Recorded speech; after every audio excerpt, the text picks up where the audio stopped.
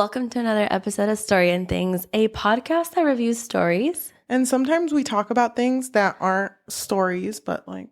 Kind of stories? Kind of. Relating to the stories? Sometimes, I don't even think we talk about stories on here. We just... It's kind of crazy. We're honestly just here for selfish reasons, talking to each other. Yeah. I know. Love it. And a camera just happens to be here. Yeah. What camera?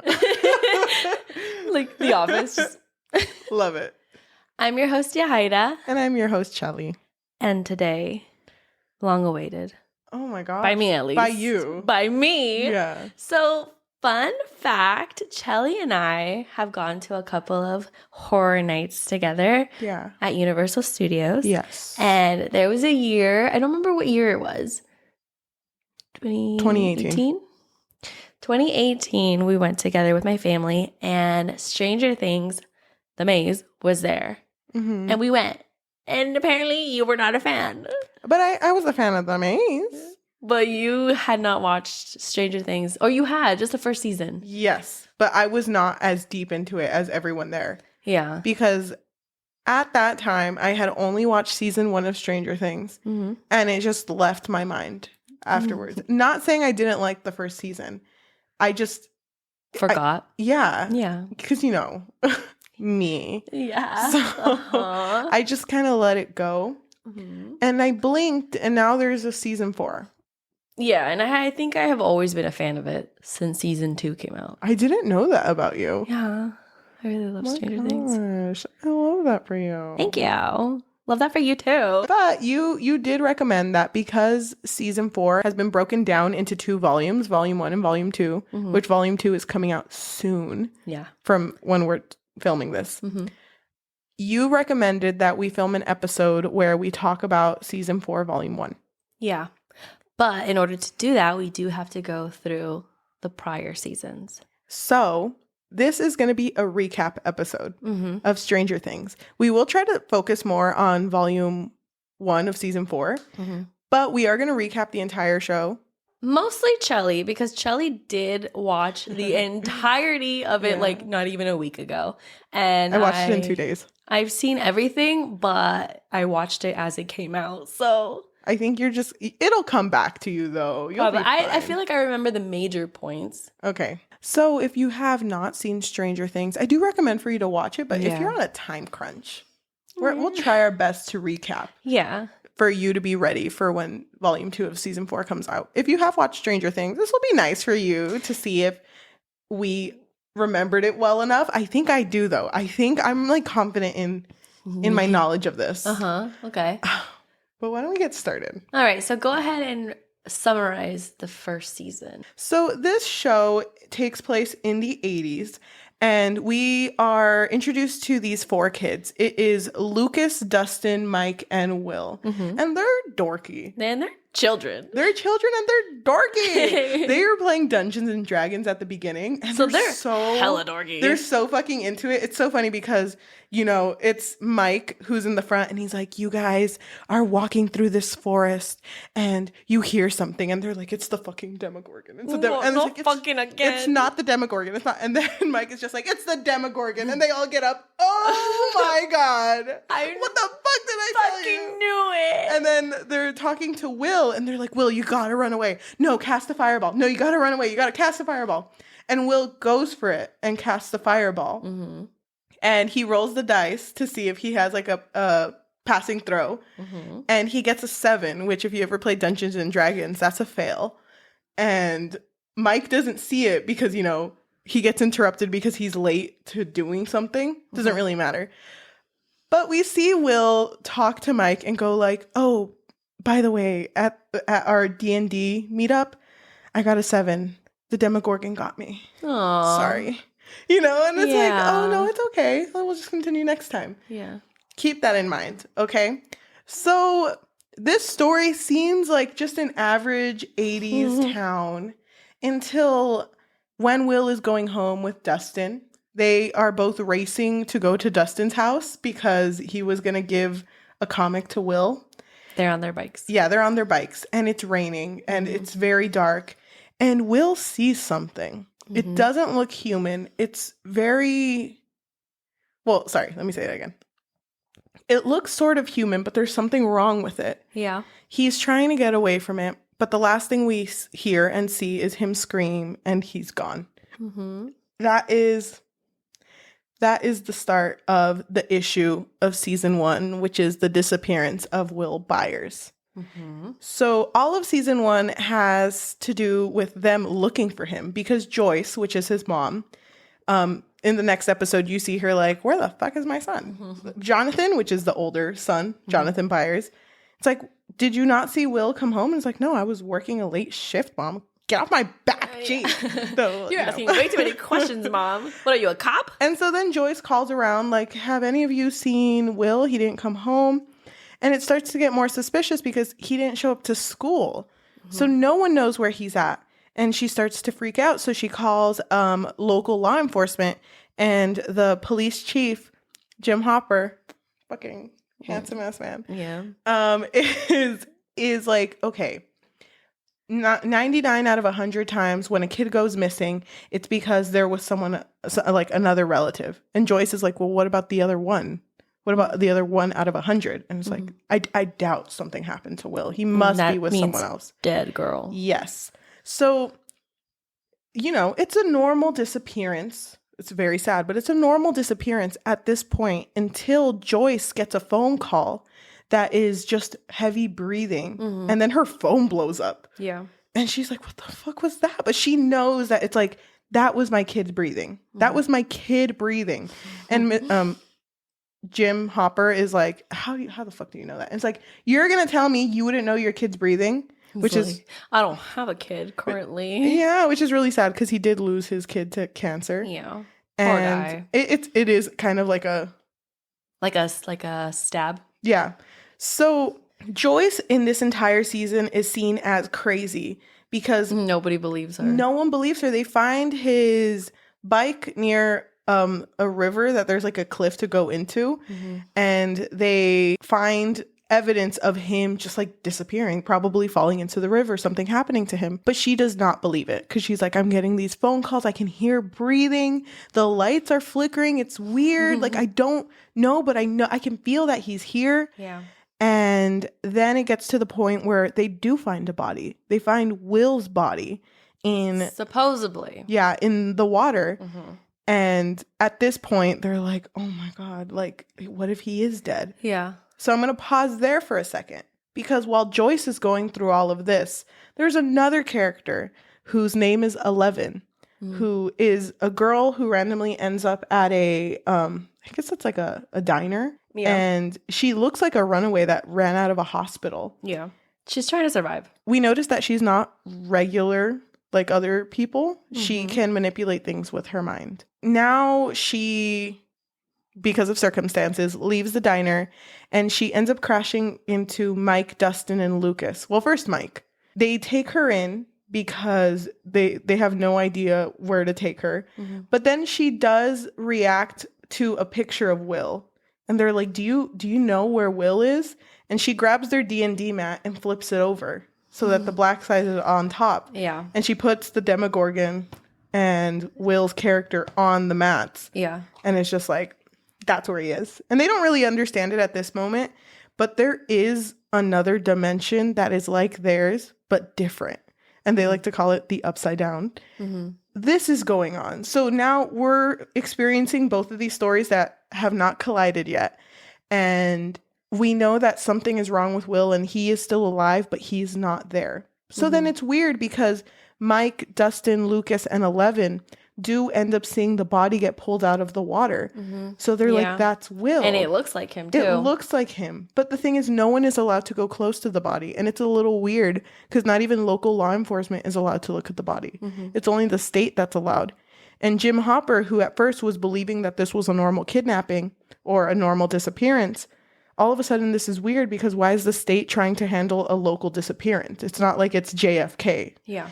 And he actually breaks in to look at the body because they had a funeral for this kid. So before the funeral happens, he opens up the body and realizes that it's fake. Like there's cotton in it. Yeah. So somebody made this body so that Joyce can shut up. Yes. So anything Joyce is saying is true. Yeah.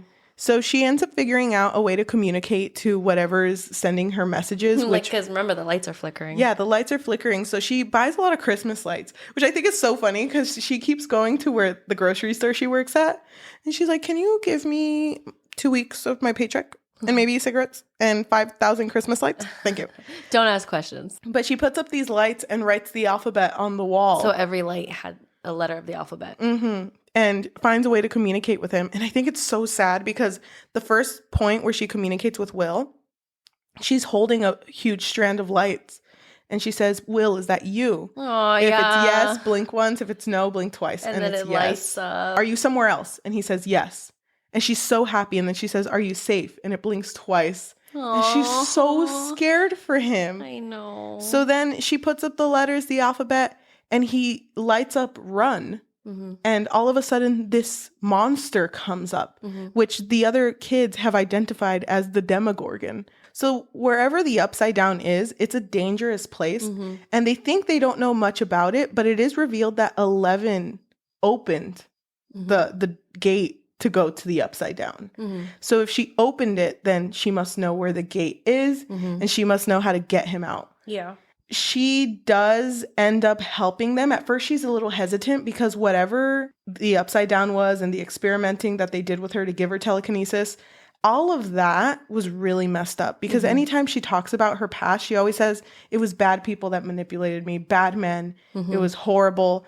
And, you know, they don't want her to go through that. But she does feel inclined to help find Will Byers because, oh my God, the way Joyce treats 11... freaking love that. She's so sweet to her. But they do really want to find him. So they go to the school and they're trying to connect to Will to try to see where he's at. But when they do that, the state does come and take Joyce and Jim Hopper in exchange for where 11 is. I think that was the switch that they were going to have. They're like, you can go into the Upside Down and grab him. Well, we're completely fine with that as long as you tell us where 11 is. And they do that, but the state does that not thinking that Joyce and Jim are going to be able to get Will. So they go in and freaking fuck those people because they do get Will. And Pobrecito was all like on the wall with like something living, like going down his throat. And he looked like he was dying. He had been in there for a long time. Yeah, but they do end up getting him out. And this season, just to wrap it up, it's getting crazy because the states is trying to take 11. And then there's a Demogorgon that comes that's attacking the military people who are trying to take 11. So it's like craziness happening. So she realizes that, you know, I'm going to kill this Demogorgon and I'm going to take him out like somewhere. But I'm going to sacrifice myself. Right. And she looks back at her friends. She looks back now they're friends. She looks back at Mike, and that's the last time they see her. And she goes missing. Yeah. And this ends with not knowing what happens to 11, but giving a little sneak peek of what season 2 would be, because Jim Hopper does leave a snack. It's an Eggo that 11 always used to like in a box in the forest. So he's leaving like food for her. Yeah. And that's how it ends. I tried my best. You did a really good job. The only things that you didn't bring up was Nancy, which is Mike's sister. Yeah, and Steve Harrington. Just because, remember, disappearance of Will Byers. You know, that's the most important thing. Yeah, but they are big characters too. While Joyce and Jim are trying to figure out where Will is, and while Mike, Dustin, Lucas, and 11 are trying to figure it out, there's another character that goes missing whose name is Barbara, who is friends with Nancy, who is Mike's sister. And Jonathan Byers, who is Will's brother, ends up teaming up with Nancy because they figure out whatever took her isn't human. Yeah. So they go on their own hunt to figure out how Barbara went missing. And Nancy is dating Steve Harrington in this season, but he's like a cool boy. Kind of a fuckboy in this season. He is a fuckboy because he cares a lot about appearances. So when he saw Jonathan and Nancy hanging out together, after they like went through a fight in the Upside Down, because they ended up there earlier than other characters, Steve misunderstood the situation. So the friends basically went around town and wrote a bunch of mean things about Nancy. Yeah. Yeah. They were calling her really mean slurs. But what I liked about this season, because I really liked the first season. I liked it the first time I watched it and the second time even more. But what I really liked about the season, and I think every season does this, there's always multiple stories happening, but they all meet up at the end. Yeah. All the time. I really love that too. Because everything has a purpose. Yes. And that's what I really like about this show. Mm-hmm. How did you feel about the first season? I loved it. I was immediately hooked from it. I didn't have Netflix when the first season came out. Mm-hmm. And so I didn't get to experience it. But everyone loved it, right? It was like really big since the beginning. So I think I watched it when season 2 came out, possibly. Mm-hmm. And I immediately loved it. I loved all of the characters. And I was just hooked.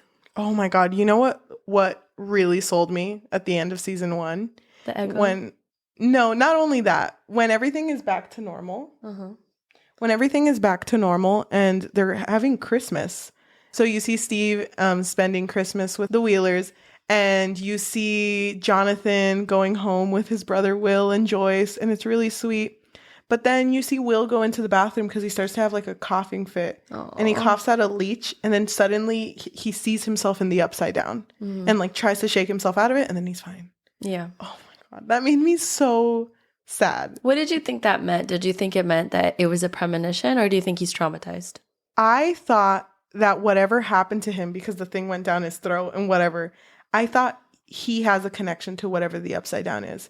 So from that point, and I didn't know anything about season 2 at this point, I thought he was the upside down. So like whatever happens, he can feel it. Oh, and that's kind of where season 2 started to go. Well, did you have any dislikes from this first season?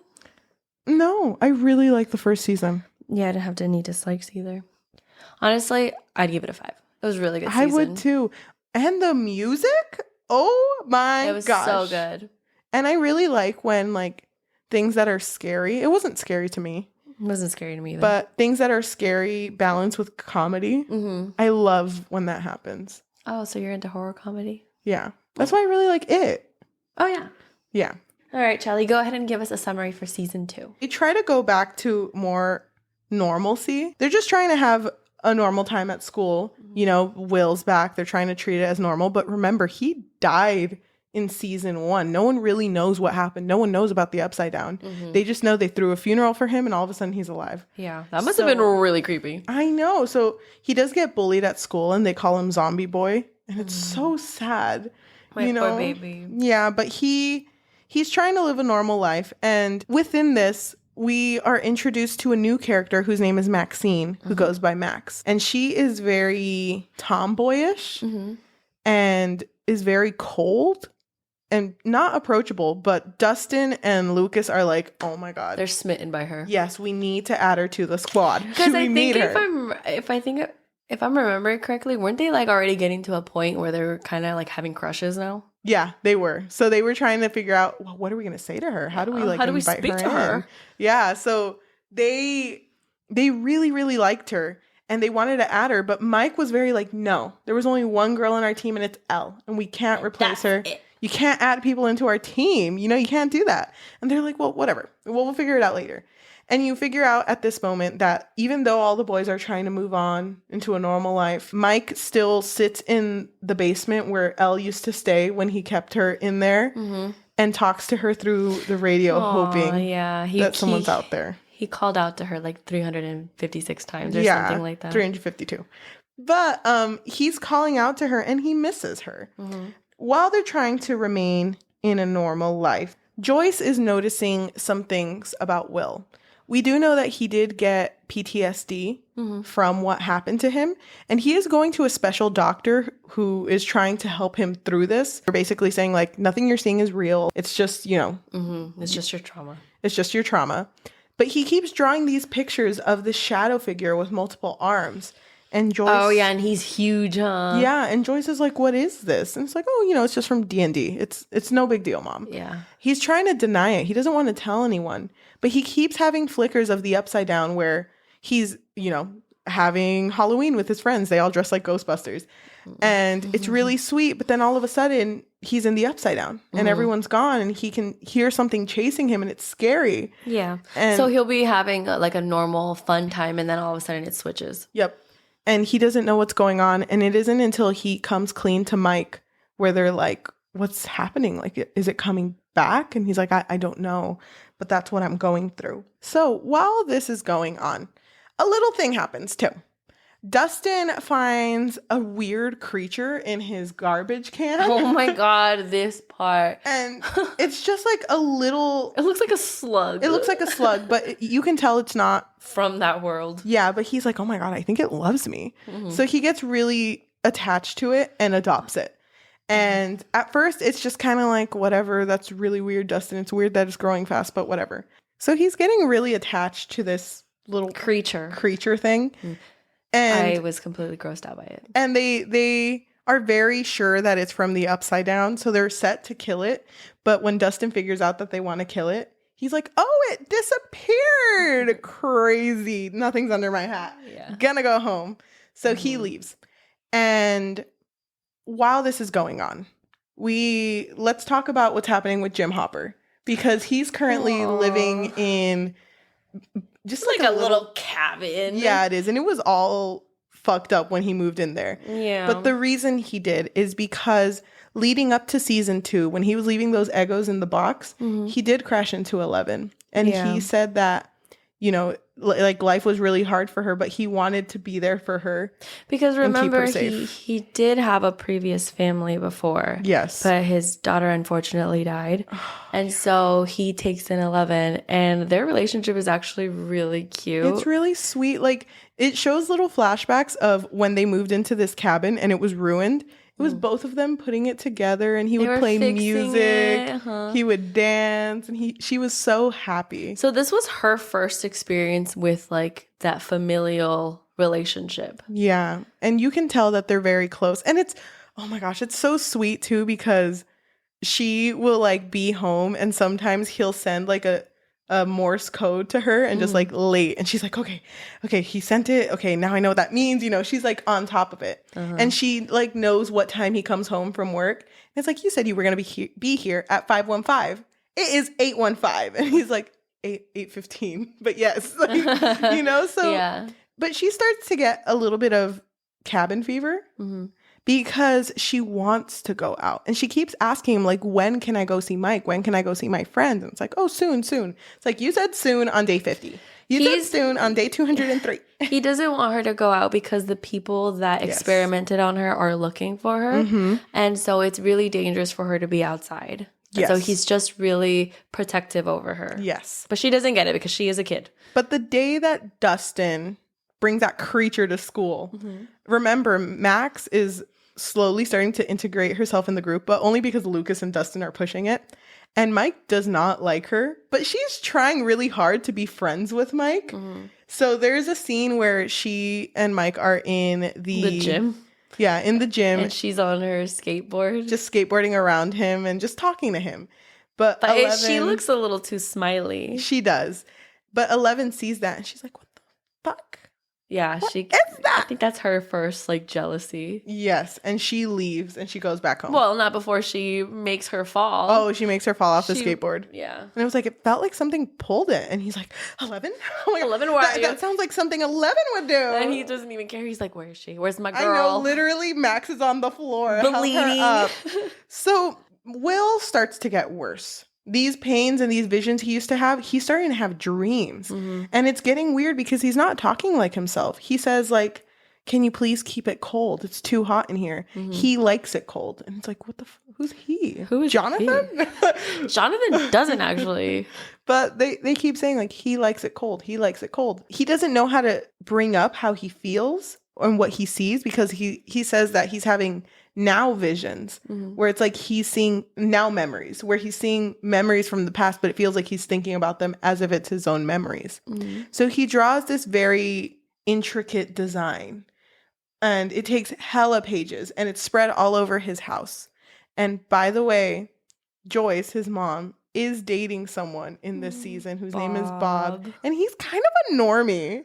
He's so normal, but he's a really good guy because he's really trying to get along with the family and is really like, you know what? I can move you guys out of here and somewhere like safer, somewhere good for your family. He's so good. He's such a good man. But he comes in while all of these papers are like this.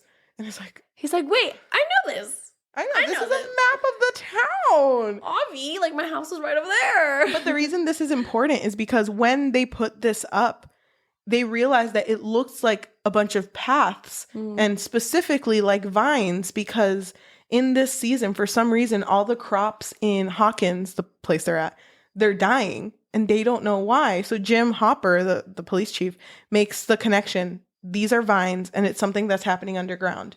So he drives away to like an area where the crops were dying and ends up going into these vines, but gets stuck because it closes up the opening he had made. So Will has a moment where he's like, Jim Hopper's in trouble and he's going to die. I know this. So then that's when Bob comes in and is like, this is a map of the town and I know exactly where everything is. And so they ask him, like, how do we get to this spot specifically? Because Will knows that that's where Jim Hopper is. And it's like, okay, you get there like this. And he gives them the directions. And they go to get Jim Hopper. I don't know why I keep saying his full name. It's because I want to call him Hopper because that's what everyone calls him. Okay, but they go get Hopper. And this is like Bob, a normie, is helping them. Yeah. When they get him, they end up bringing, I don't know if they bring law enforcement or law enforcement ends up coming. But they're like, oh my gosh, whatever the Upside Down brought, it's spreading too much. We need to get rid of it. So in order to stop the growth of it, they end up burning it because they think that's going to solve whatever's happening. And when they burn it, Will starts to react as if he's getting burned. Yeah. So whatever this is, it's connected to Will in a way that's closer than everyone else thinks. And they describe it as a hive mind. So because it's connected to Will, whatever happens to one thing will happen to everything else that's connected to it. Yeah. And they have no idea how to get rid of it. And they're getting upset because this doctor who has promised that it was PTSD, it's nothing scary, he didn't know anything what he was talking about. So they don't know how to help him. So they take him to the doctor. And I fucking hated this scene because they're like, okay, Will, we're going to test out what's happening. So we brought a piece of that vine and we're going to burn it and see what happens to you. And they keep burning it when he's physically in pain. Like, Are you sure? Bring the second torch. They're like I think he's faking it. We just have to be sure. Is it actually burning or is it just like sizzling a little bit? Yeah, because I'm not sure. Now we're at the point where everyone's together. Literally everyone. All the friends. Dustin, Lucas, Max, Mike, Will. But, you know, he ain't really feeling it. But he's there and that's all that matters. ¿Cómo se llama? Hopper, Joyce, and Nancy and Jonathan. And Steve eventually. But they're all together. And they figured out that they need to trick whatever is holding on to Will. So if they take him to a place that is concealed, maybe none of like the evil, they call them demodogs. It's whatever creature Dustin had. They grow up to be like a demogorgon, but it looks like a dog. Yeah. They realize that if they hide Will, they won't be attacked. So they hide him and they want to do the opposite of what this vine has been asking them, because it's always been asked to like keep it cold, make sure it's cold. And Joyce has the idea of like, instead of keeping it cold, let's just heat up the house and just sweat it out of him, basically. And it's so sad because it doesn't look like it's working. They're basically burning their son. Yeah. And Jonathan is there when it's happening, and Jonathan's like, oh my God. Like, you have to stop, Mom. It's not working. It's not working. And it's really sad, but they're trying their best to make sure that he's okay. Meanwhile, 11 is trying to close the gate that is connecting the Upside Down to the world. So she's trying to close this gate. They're trying to get Will to, you know, sweat it out. And eventually they do close the gate, and Will does sweat out the monster. But when it disappears, it kind of just disappears into the air. Yeah. So you don't know what happens. Where it goes. So this season ends with Will finally getting rid of whatever was connected to him in the Upside Down. 11 is back, and Jim Hopper, when he, like, in the middle of all of this, the state people who were also in shock that everything was happening, he was like, by the way, give that girl a normal fucking life, okay? And make it quick. Yeah. She is promised a normal life and is given a birth certificate with the name Jane Hopper. And everyone else is kind of just like, they've gotten very, very close. And it ends with them going to a ball called the Snowball. And it's just like a middle school dance. And 11 comes and dances with Mike. And I think it's really sweet. And that's kind of how season 2 ends. Can I say season 2 was not my favorite? Not my favorite either. I didn't hate it. It made me really sad when Bob died, though. Oh, yeah. The normie she dated, He's died a hero. Yeah. He was just a normal guy, and he kept saying, like, oh, it's really nice because this is Bob the superhero. I'm going to have my superhero moment. That was really sad. And when they were escaping where the demodogs were, he made it to the very end, but something had fallen. Mm-hmm. And even though he made it to the exit door, the demodogs attacked him and basically ate him alive. Mm-hmm. It was so sad. I felt bad for Joyce, but... Just generally or in that moment? Just generally. She's nothing been ever through goes a lot. Nothing ever goes well for her, but she's very like, if I think something's happening, it's happening. It's like her intuition is always right. It's amazing. Mm-hmm. Yeah, I kind of agree. The season wasn't my favorite, but I did really love how Hopper and Eleven were connecting together. Yeah. I was like this. And also, I love Elle's hair. Like the little curls. Me too. The tiny curls. They're like my favorite look on her because she looks so cute. And I know it's different in season 3, but I like that in season 2, she dresses a lot like Hopper. I know. Oh, it's so fucking cute. Mm-hmm. And Steve Harrington in this season. Love him. Yeah, because you can tell that him and Nancy are slowly fading away from, or distancing each other. Well, they did break up in this season, didn't they? They didn't break up, but they did have a moment where when Will was going to go sweat out the monster and Jonathan left with Joyce, Nancy looks at Steve and is like, it's okay. You can go. Like, because I know you want to go. Mm. And that's kind of where it solidifies, like, yeah, you and Steve aren't together anymore. Mm. But Steve and the kids... Yeah, it's the cutest relationship. Like, Steve is so close to all the kids. He's very older Dustin. brother. And it's funny because they always joke, like, he's like, I'm the babysitter, I have to take care of him. But they hella step all over him. I know, seriously. But he's really sweet to them. And you're right, him and Dustin have a really cute friendship. They really perfected his character arc. Mm-hmm. From how he started in the first season. Yes. Now he's just a caring dad for all of these kids. I hope I'm doing a good job recapping these. No, you're doing great. You're honestly doing amazing. What would you give this season? I'd probably give it a 4 out of 5. I really enjoyed it, but not my favorite out of all 4 seasons. I think I'd agree. Same. Mm-hmm. So going into season 3, this one is this one is the equivalent of High School Musical 2 because summer.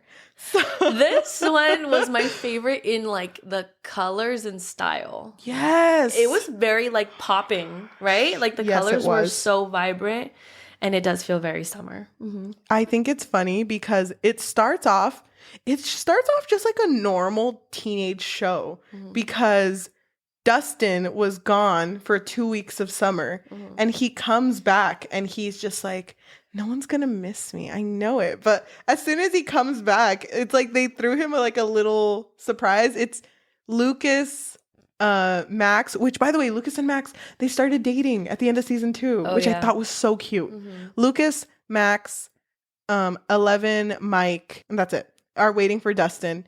And they're like holding a like, welcome back, Dustin. And they scare him with noise and freaking, he hairsprays Lucas's eye.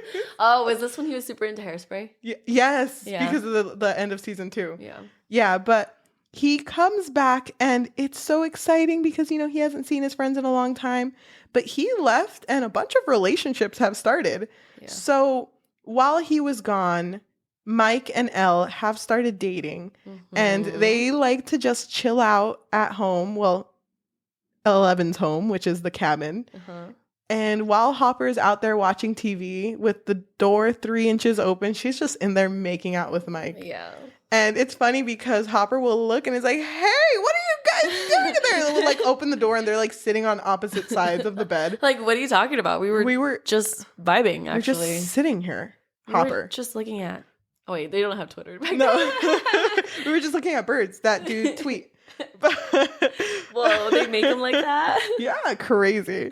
It's becoming like very normal because it's funny. Jim Hopper goes to like it's like a convenience store. Oh, I love this. And Joyce part. is working, and then he's like ranting. I don't even fucking understand. I'm gonna fucking kill that kid. Yeah. I swear to you, they're always freaking kissing. He's just very overprotective over her, so he doesn't understand how to navigate his own emotions. Yes. And what to do about them being so over each other, all over each other. Because he keeps getting angry, but his anger doesn't really translate to the kids. And he doesn't really know how to talk to Eleven about it. So Joyce does tell him, like, oh, you should write it out then. Yeah. You should just write out your feelings. And he's just like, Okay. write out my feelings. It's weird. I don't talk like this because it's funny because it's very like, I understand that you and Mike are progressing in your relationship, but we should establish boundaries. Mm-hmm. You know, you're just around Mike too much. Little boundaries. And I don't even like Mike. When Hopper goes home to talk to them, he's like getting ready. He's like, Zen. I appreciate that you two are, you know, into each other and you're dating. And then Mike leans over to Eleven and whispers something, and Eleven starts laughing. And then she whispers something. They ruin the moment. And then Hopper's like, wait, actually, Mike, your mom just called. And he's like, what, my mom? Yeah, something's wrong your grandma. with your grandma. He's like, what's wrong with Nana? And then, like, they go to the She's car. sick. I know. So Mike and Hopper go to the car, and he's like, we gotta go. Something's wrong with Nana. And then Hopper's like, nothing's wrong with Nana. So let me tell you what's gonna happen. You're gonna do this and this and this to your relationship. You cannot be around Elle all the damn time. So you gotta, you know, respect me. Okay. And Mike gets scared. And he's sent home. And the next day he's just like, Elle, I can't hang out with you. My Nana. My grandma, you know. She's really sick. And it's funny because Mike's mom is like, what happened to Nana? Yeah, on the she's other listening. line. Oh my god, remember home phones? I Yeah, know. you could listen on the other other phone. And so she's listening to the conversation and she's like, what? What's wrong with her? And she's like, Mom, get off the phone. So I'll come back to that story, but that's what's happening with Mike right now, the whole 11 thing. Yeah. Lucas and Max, they're dating, but they're very on and off. Yeah. But they are into each other. They're just like They're just very like childish, so it's very toxic. Yes, it is. So while this whole thing with 11 is happening, Max does end up reaching out to 11, or I think it's the other way around. And Max is like, oh my God, he's lying to you. Like, he's totally lying to you. And she was like, no, well, he wouldn't lie. And it's like, no, Friends is lying. don't lie. I know. He's like, no, but boyfriends do. Boyfriends lie all the time. So you know what? You got to realize that there is a life outside of boys. Let's go have a girls' day. So that was really cute. Yeah. So they go have a girls' day, but Will, Lucas, and Mike are together. And Mike is just like, I can't hang out with her because Hopper told me not to. I feel really bad. But I should buy her something. I should buy her something because, you know, it's what boyfriends do. But I only have $3.50. Wasn't it like $2.70? It was something really It was $3.50. It was $3.50 because he goes to a store and finds like a little golden teddy bear. And he's like, I want that one, sir. And it's like $300. He's like, fuck, I can't buy that. But they're both at this mall and they end up crashing into each other. Yeah. And at that point, 11 dumps. She dumps his ass. Yeah. Dumps Mike. So his face was so funny. He was like so all of this like drama between like the couples is happening. But remember, Dustin did come back. But because of all this drama with couples, he's kind of to himself. So he ends up going to the mall, which, by the way, is a big deal in this season because Hawkins is a very small town and them adding the Starcourt Mall is big because it's ruining local businesses. Yeah. But for some reason, it's here and no one knows why they added it, but they did. And Dustin goes to the mall because his BFF, Steve Harrington, works at an ice cream shop. Scoops. He works at Scoops Ahoy. Scoops Ahoy. With Robin, which she was introduced in this season. And she's absolutely amazing. So when Dustin hung out with all of his friends, Max, Lucas, Mike, Will, and 11 at the beginning, he was trying to contact his girlfriend, which Susie, which no one believes was real. Because he said he met her on like summer camp or something. Yeah, and he was literally trying to connect with her for hours. So no one believed him. And I kind of didn't believe him either. I thought it was really sad. But he ended up picking up Russian transmission. And he goes to Steve and he's like, you know what? No one wanted to hang out with me, but they're going to be freaking crying and coming back to me when I'm rich. Because I just found Russian transmissions. And it can be a secret Russian ploy against America. And I'm going to solve what all of this is about. And you're going to help me because I don't know Russian. Here you go. And so him and Steve first it's him and Steve tried translating this Russian. And Robin, who she's very like sarcastic and likes to tease Steve, who is just trying to date, but he's so bad at it. He has no game. Yeah, he does. It's kind of funny. But Robin is like, okay, you two suck at translating Russian. I guess I'll help you. And they think they're getting this transmission from Russia. But it turns out that whatever secret code they have, they're talking about the mall. Yeah. So what they figure out while all the couple drama is happening with the other characters is that there's something up with that mall. And they notice that there are people, they're heavily armed, who are protecting something that's in that mall. They don't know why. Remember the couple drama. Let's talk about Joyce. So Joyce is single. She's single and she's free. And Hopper is also single and free. And they're kind of, something about them is really close. Because remember, he went to her for couple advice. And every time they like hang out, they always have this moment where they kind of look at each other and Joyce is like, okay, no. And Hopper's like, what if... She's trying to keep like a boundary. Yes. And Hopper's like, what if we go to Enzo's, which is a very fancy place, and we go at 7? No, we go at 8 p.m. and I pick you up, but as friends. And she's like, no, we go at 7 and we meet there because, it's not a date. It's not, I just want to clarify, not a date. And it's like, okay, it's not a date. I get it. Not a date. She hella stood him up. She hella stood him up. But the reason was because she noticed that the magnets at her job, for some reason, stopped being magnetized. And it was everywhere in this area.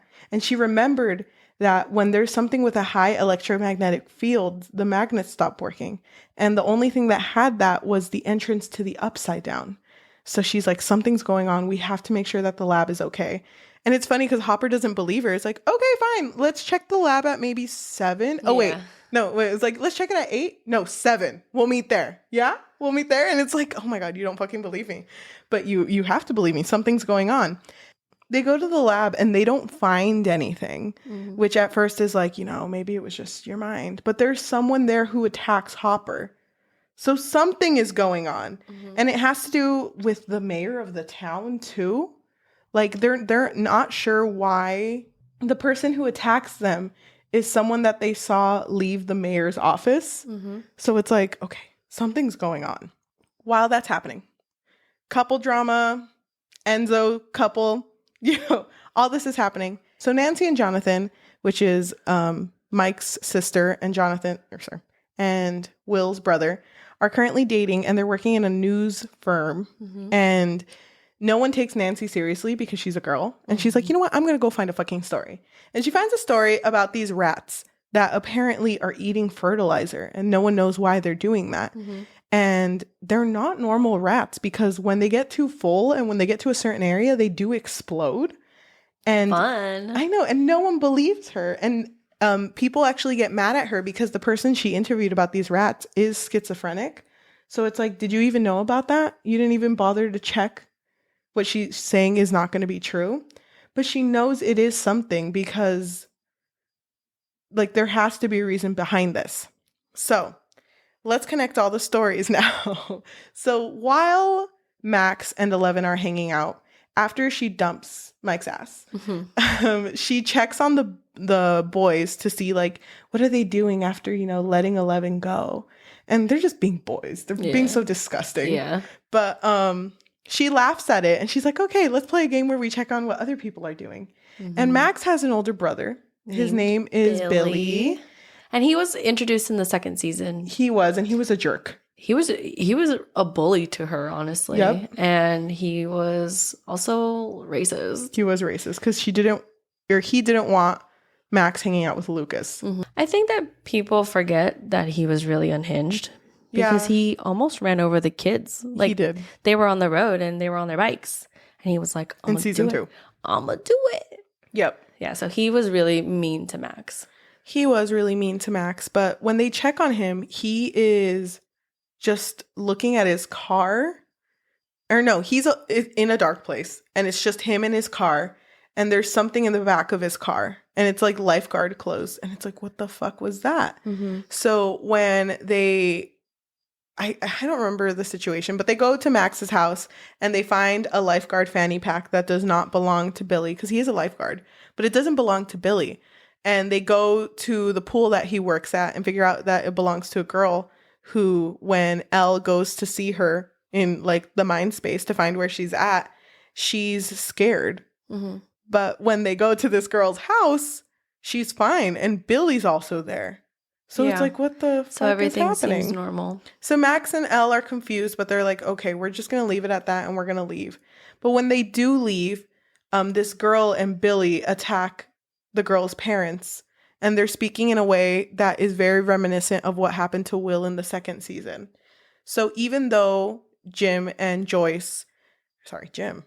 though Hopper and Joyce do figure out that the gate is still closed, we start to see that whatever attacked Will didn't leave. Mm-hmm. It's still there.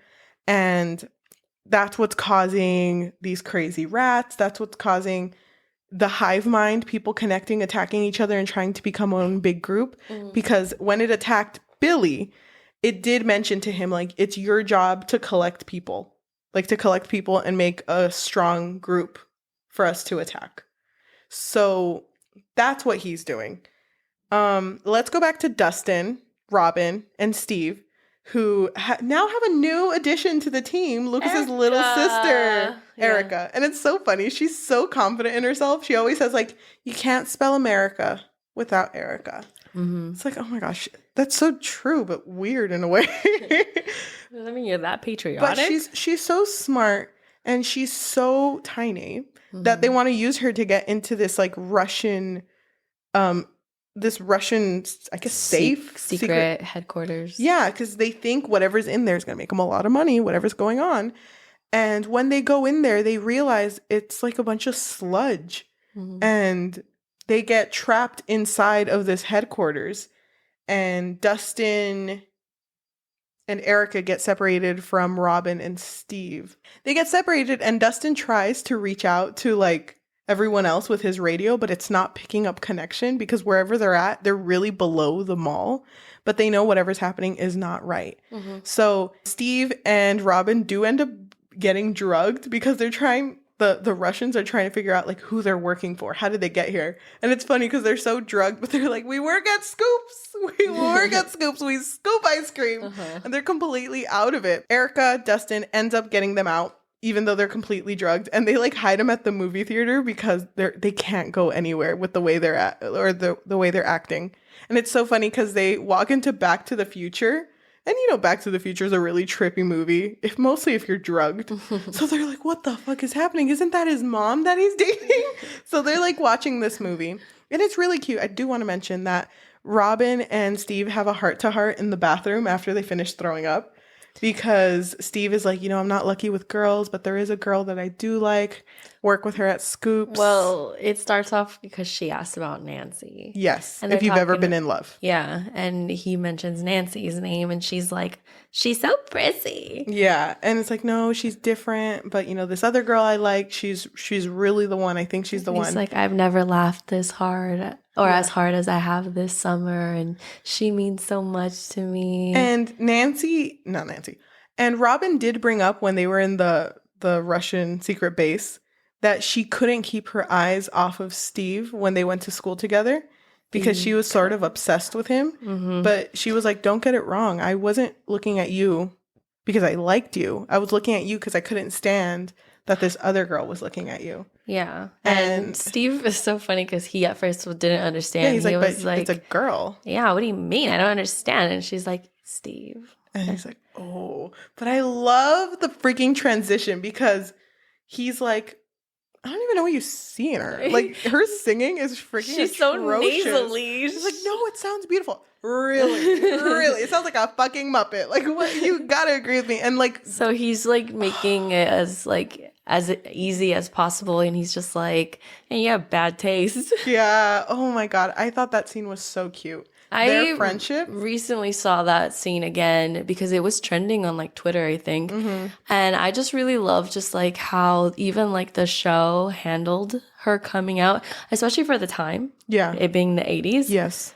I was like, damn. And just freaking applaud the show for Steve because he started off as kind of a jerk.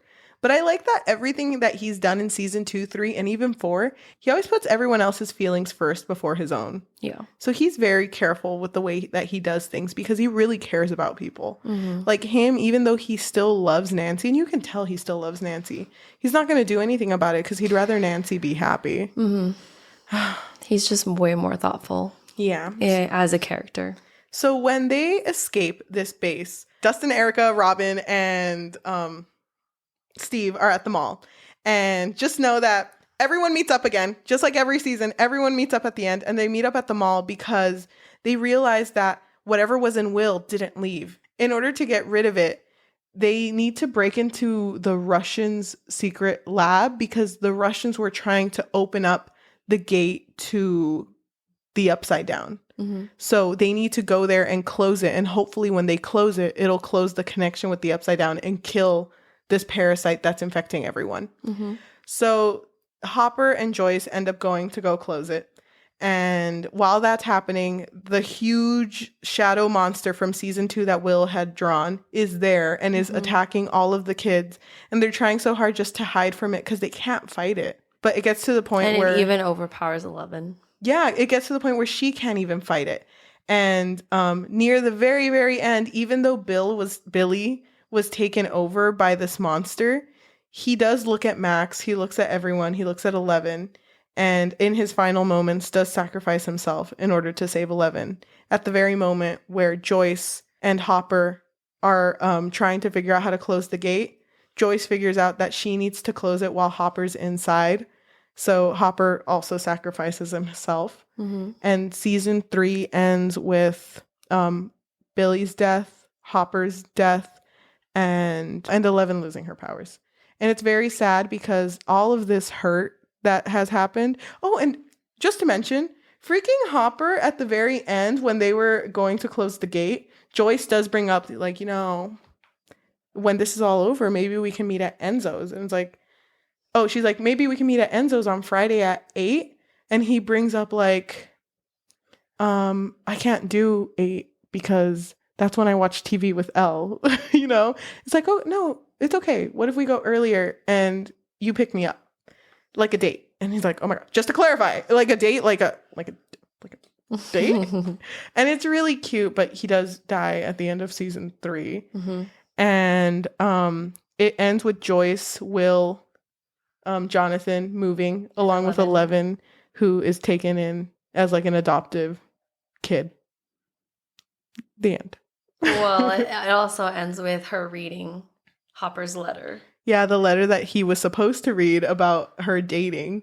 Mm-hmm. But Mike in the beginning, remember that? That's the first time Hopper calls himself a dad. Mm-hmm. And it's really, really sweet and very bittersweet. Yeah. But yes, they do move away. Because it's just, there's so much that has happened in this place that they're like, we need to get away from this town. Can I tell you, I didn't know anything about season 4.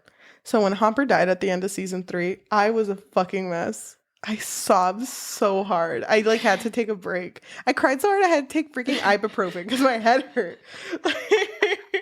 I was so sad. But then at the end, the American part. With the Russians, at the end when they show the Russians again, and they like have a Demogorgon or something, and they were going to give it into the American, but the guy was like, no, not the American. Oh, yeah. You did it? You went over your head? I forgot about that, but yes, I do remember that scene. I didn't know why they did that. That was the last scene. The last scene of season 3. So I get, oh my God, I'm so fucking stupid. Because I was too busy like, oh my God. You couldn't hear. The dad with the fat ass is gone. Oh my God. Hey, wait, we'll talk about your crush later. Okay, sorry. But this season, hit me like a ton of freaking so bricks. Good. It was so good. It was such a good season. Also, the part with Billy killed me too because he apologizes to her like while he's dying. He says sorry. There's some people that really like Billy. Oh, I know. I do wish that he had a moment of growth because 11 does look into his past. And that's what kind of breaks him out of the spell of the monster that's inside of him. Because she starts to remind him of like, you know, your mom loved you. You loved your mom. You had such a beautiful childhood. And he comes back and saves 11. But it's really sad. But finally, we're at season 4, volume 1.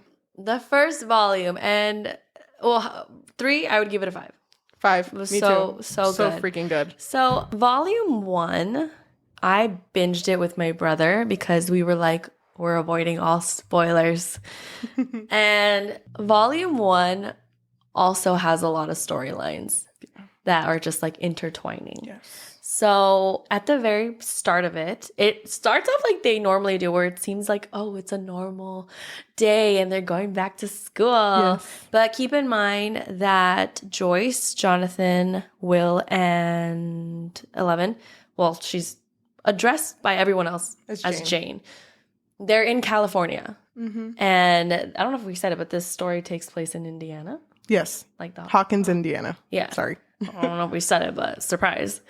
And so at the start of this season, Mike is late, like always, in every beginning of every episode of every season. Yes. It's like the bunny from Alice in Wonderland. Oh my God. He's late to the game, I think. And because, again, they're freshmen in high school, by the way.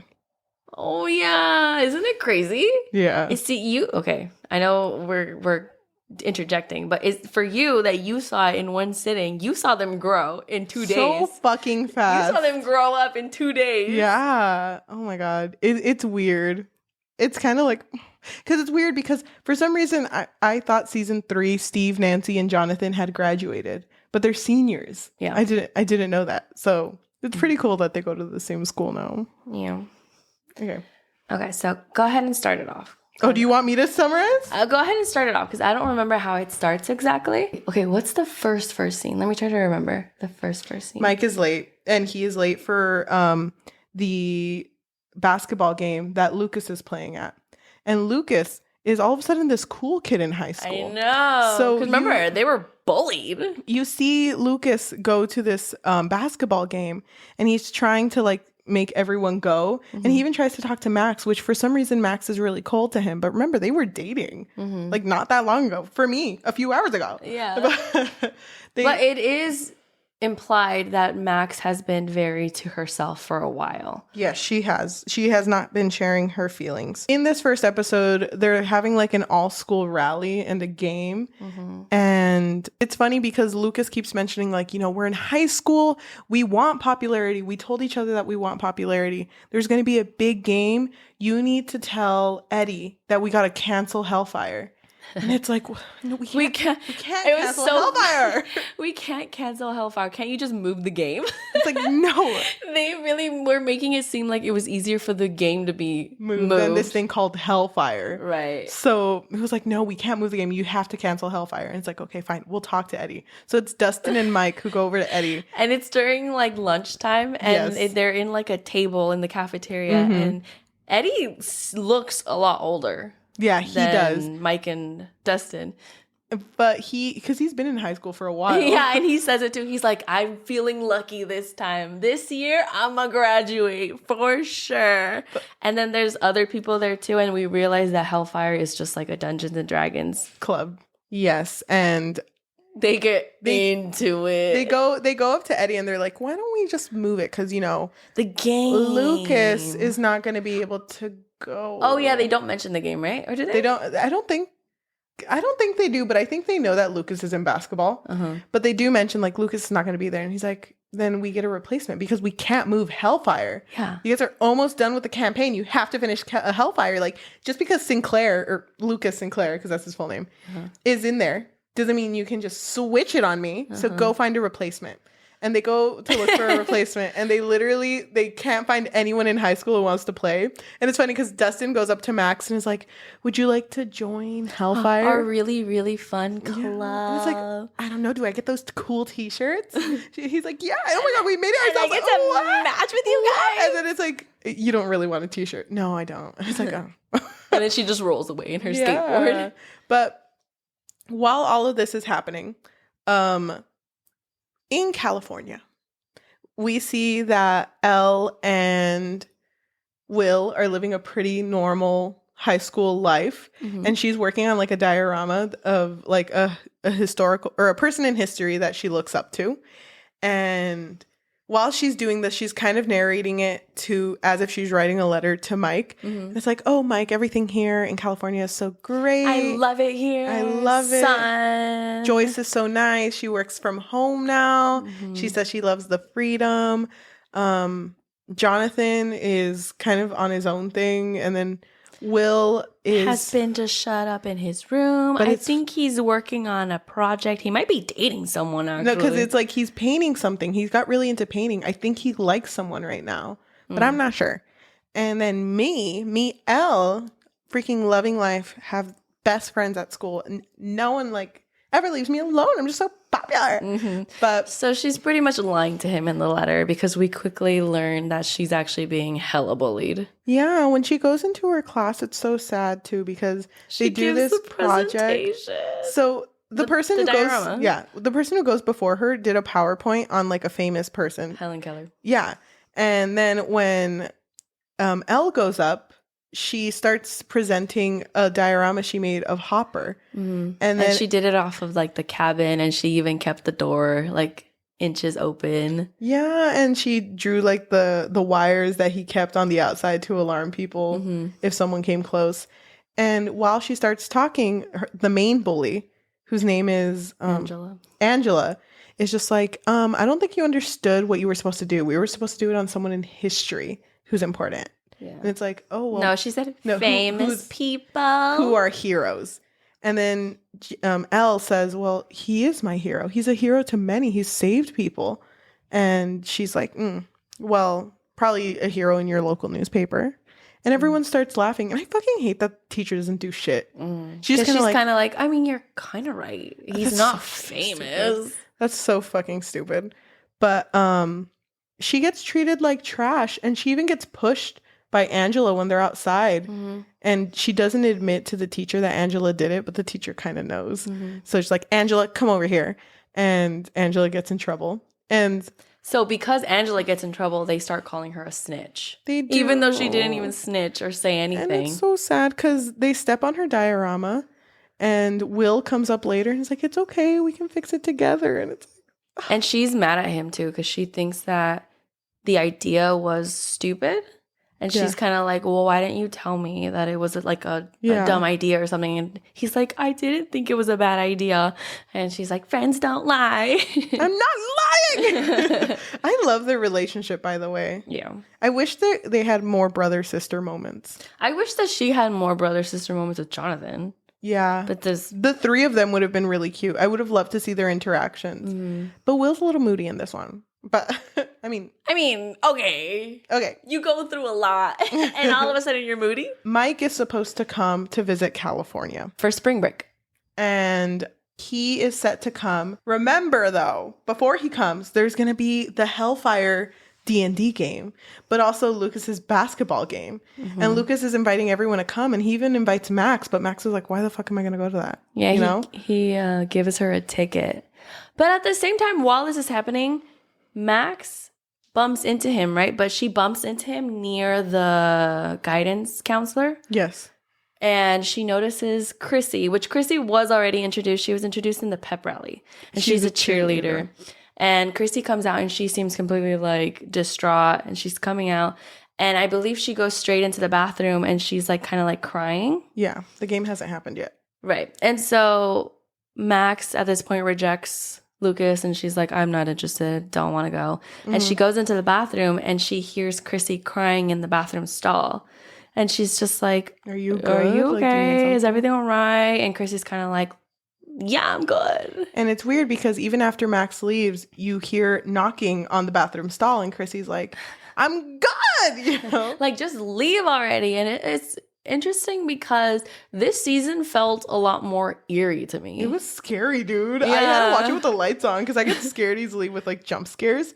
And this one was like 10 times more freaky than like the ones before it. Chrissy was having hallucinations because she heard her mom's voice. And it was just like something was coming for her. It was purposefully scaring her. And you kept hearing like the door being like rattled, like the stall was trying to open. It even broke the bolts that were on the side of the bathroom stall. Yeah. And she has no idea what's going on. So I do want to talk a little bit about the game. I know that's a serious thing that happened, but the game is really cute because when the game starts, when the national anthem starts, they're like, oh, we're going to bring one of our old students, Tamara. And they bring Tammy, who's like the Muppet singer. Robin's first crush, or that crush that was mentioned in the previous season. And the girl ends up singing, and she looks at Steve, who's sitting on like the other side of the bleachers. And Steve's like, it's a fucking Muppet. What did I tell you? And it's so cute because Steve and Robin aren't standing close enough where they can have a conversation. Yeah. But you can, like, they just, like, say one word to each other and it's like they know what they mean. Yeah. And it's, like, really, really cute. But it's also really cute because Robin mentions to herself, like, I guess she does sound like a Muppet. And the girl standing next to her is like, oh my God, you're right. She does sound like a Muppet. And that's her current crush. Yeah. And it's really sweet. And going back to the beginning. I knew what you were going to say. Going back to the beginning, when they were like starting school again, her and Steve were in the car and they were talking about her current crush, which I can't remember her name. Yeah. But Steve was kind of like, just go for it. Yeah. She likes boobs. I like boobs. You like boobs. Who doesn't like boobs? And Robin's like, don't say boobs. Yeah, Stop it's it. So cute. I really love their relationship together. I do too. It's like one of my faves. I do too. But while the game is happening, even more importantly, Hellfire is happening. And the replacement, remember, was America Erica. Erica. I don't think we mentioned that, but it's Erica. Erica, which is Lucas's little sister. And the replacement is Erica, which is Lucas's little sister. Yes. And so they get really into the game, and the game master, the headmaster, is Eddie. And so he's like going through everything. And it's so funny because in the first season, remember, it was the Demogorgon. Yes. And now it's Vecna. And Vecna's curse and all that. And the guys are like, Vecna's dead. And he's like, well, he's not dead. He's actually back. And better than ever. Oh my gosh. And it's so freaking dramatic because they all are trying to fight Vecna even though they're all about to die. And it's like, we gotta roll and fight. And the only two that are left is Dustin and Erica. And Dustin rolls and he fails. So the only one who can do it is Erica. And she rolls a nat 20, a natural 20 in Dungeons and Dragons, which is super good to roll. And they cheer, they're happy. Well, at the same time, Lucas wins the basketball game. But it's a little sad because even though Lucas wins, he looks over at, the school when the doors open and it's Hellfire plus his sister coming out, super happy, cheering, and he's just kind of he's like coming out of the gym. Yes. And so he's looking at this, like the other section of the school, and out the door is like the group. And you can tell he feels a little like out of it. Feels like missing out. A little bit of FOMO. FOMO! Oh my God. My friend didn't know what that meant. What did they think it meant? Just I foam? don't know. I said, I don't want to get FOMO. And she was like, what is Are you that? sick? Bless you. Oh, I did want to mention something. Nancy and Jonathan, who have been going strong for 2 seasons, are having issues. They're having issues because remember, he is in Cali and she's still in Indiana. So their long distance isn't really, working out because they were supposed to, while Mike was supposed to come to California for spring break, Jonathan was supposed to go to Indiana for spring break, but he said no. Because he didn't want to leave his family. He didn't want to leave his family, and he also doesn't want to admit to her that he doesn't want to go to the same college as her. Because that was their plan, that they were going to like meet up back in school and go to the same college. Yes, so it's a little tough for them right now. The first Vecna thing that we see, which is the first monster of this season, is with Chrissy. So Chrissy is having these hallucinations, and she reaches out to Eddie, which, remember, he's the main guy from Hellfire. And he's also a senior, and he's older, and he definitely has, like, these, like, vibes. Yeah. Like rockero vibes, emo vibes, and especially during this time not acceptable at all. Yes. So he's an outsider. He is. And Chrissy reaches out to Eddie and is like, I know that you sell weed. You need to sell me something because I need it. And it's and she's like, but do you have anything stronger though? Yeah. So he does offer her stronger drugs. But they're back at his place. Yeah. So they do go to his place together. Mm-hmm. And when they go there, she starts to hallucinate again. Yeah. But where he lives is at a trailer park, which is right across from Max. So Max does see Chrissy go into Eddie's trailer. But when they go in there, she starts to hallucinate. And while she's running in the upside down, it just kind of looks like she's standing there with her eyes rolled back. Yeah. And so her eyes are like wide out. Yeah. And that's where the famous audio comes from. The Chrissy, wake up. I don't like this. Chrissy, wake up. Yes. Yeah. Mm-hmm. So she doesn't wake up. Bob. That is such a bob. Okay. The first time you watched this, I don't know if you already... Wait, did you already know what happened with her? No. Were you scared for her? Well, no, wait, let me say that again. I did know she died. I didn't know about how she died. Oh. So when that happened, I like had a moment where I was like, okay, I'm gonna turn on the lights. I'm just gonna see her for a while because I'm scared. Because I had heard the audio, so I knew she was gonna die. Oh, I just didn't know how. Well, I mean, I binged it when it first came out. And I was like so nervous for her. I was like, please, Chrissy, you got this, girl. Because I really liked their connection together. I did too. With Eddie and Chrissy. I thought they, had a really good relationship. Or at least the prospect of a good relationship. A good friendship, but maybe. She didn't make it. She crashed into Vecna in the Upside Down. And he was like, I'm going to end your suffering. Yeah, and just to remind you, she is still in the trailer park physically, but mentally she's in the Upside Down. Yes. And where she is, I believe it's her home, right? No, she was in oh, no, it was her home. It was like her house, and then she sees Vecna, and Vecna's kind of like, it looks like a man, but also looks like a demon. Yes, he does. So she doesn't make it, and because she died in this trailer house, or in the trailer park, Eddie knows that no one's gonna believe him. Wait, okay. I'm sorry. Well, the way that she died, it is very obvious that it could not have been him because she like floated up. Well, I think she slammed on the ceiling first, right? Yeah. And then she floated up, and then her whole limbs twisted. Yes. In a way where it's like no one person can do that to another person. But people believed it was Eddie, but then some people believed it was the devil. Yeah. So Eddie did not want to explain it to the cops because he knew no one would believe him. So he ran away. It was really sad because he was so scared. So when they hear about this happening, at the same time, Nancy is a reporter at the school. So she goes to the site where it's happening. And then Max reaches out. I think it's Max who reaches out to them first, who's like, I saw her go in there. Yeah. But then at the same time, when she heard the screaming, her lights flickered. Oh, yes. And so she knew, something's off again. Yes. And so I think she reached out to the friends, right? And she said, I think something happened to Eddie. Yes. And so they all go kind of hunting for Eddie. Because remember, Eddie is friends with Dustin. Yes. And Mike, but Mike is gone. He's in California right now. And by the way, Chrissy...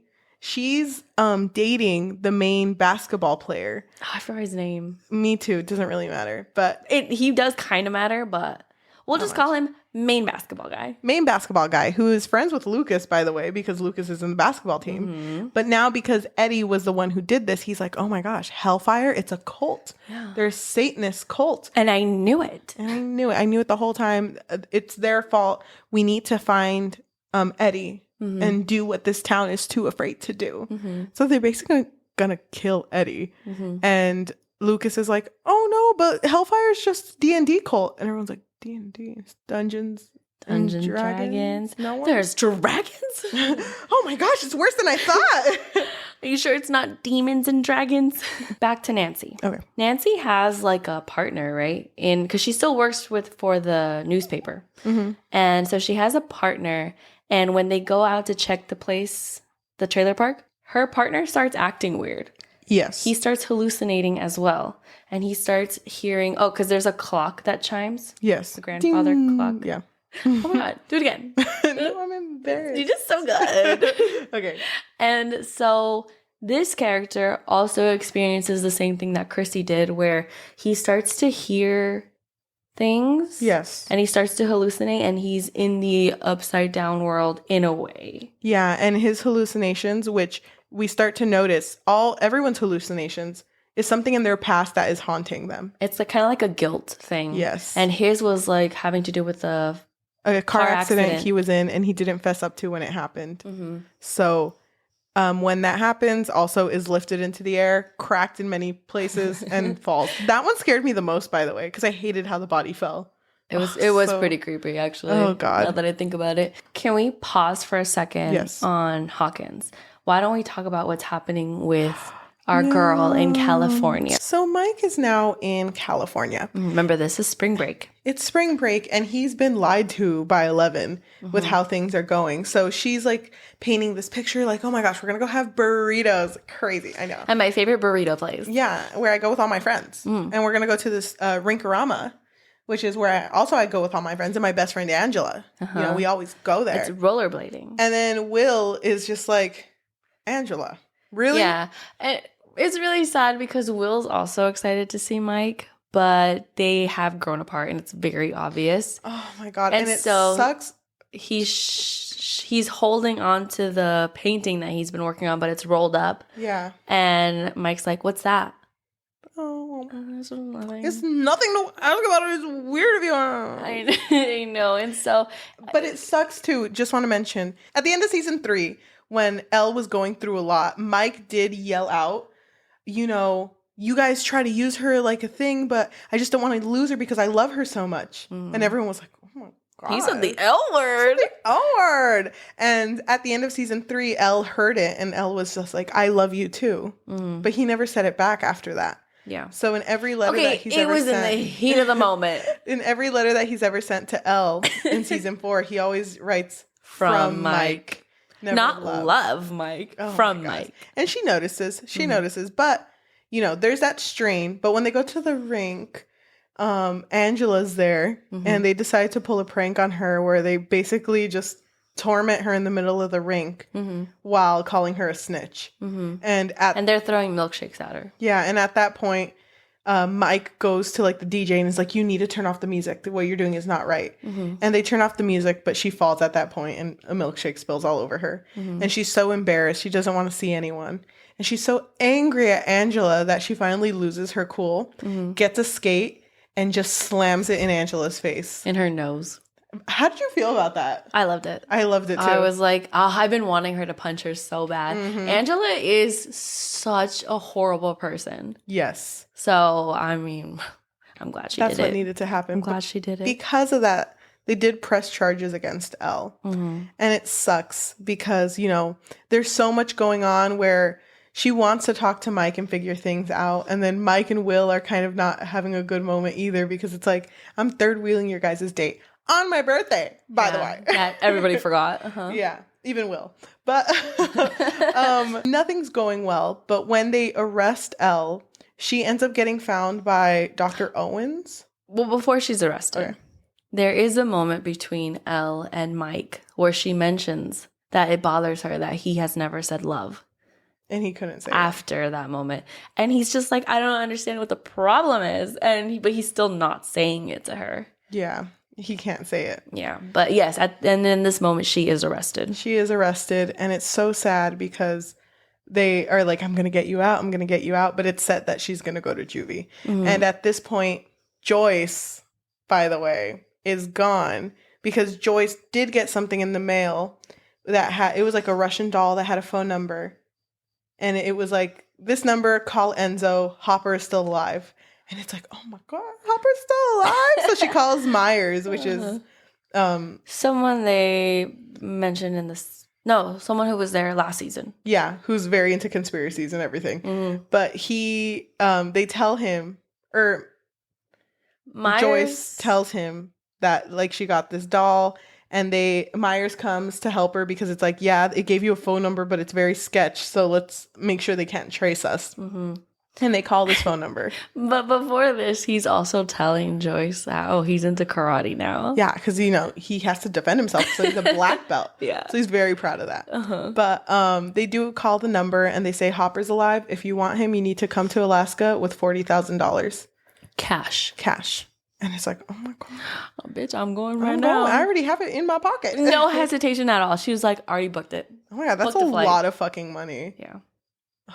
That's crazy. Anyway, she goes with Myers. So they're gone. Meanwhile, Elle's getting arrested.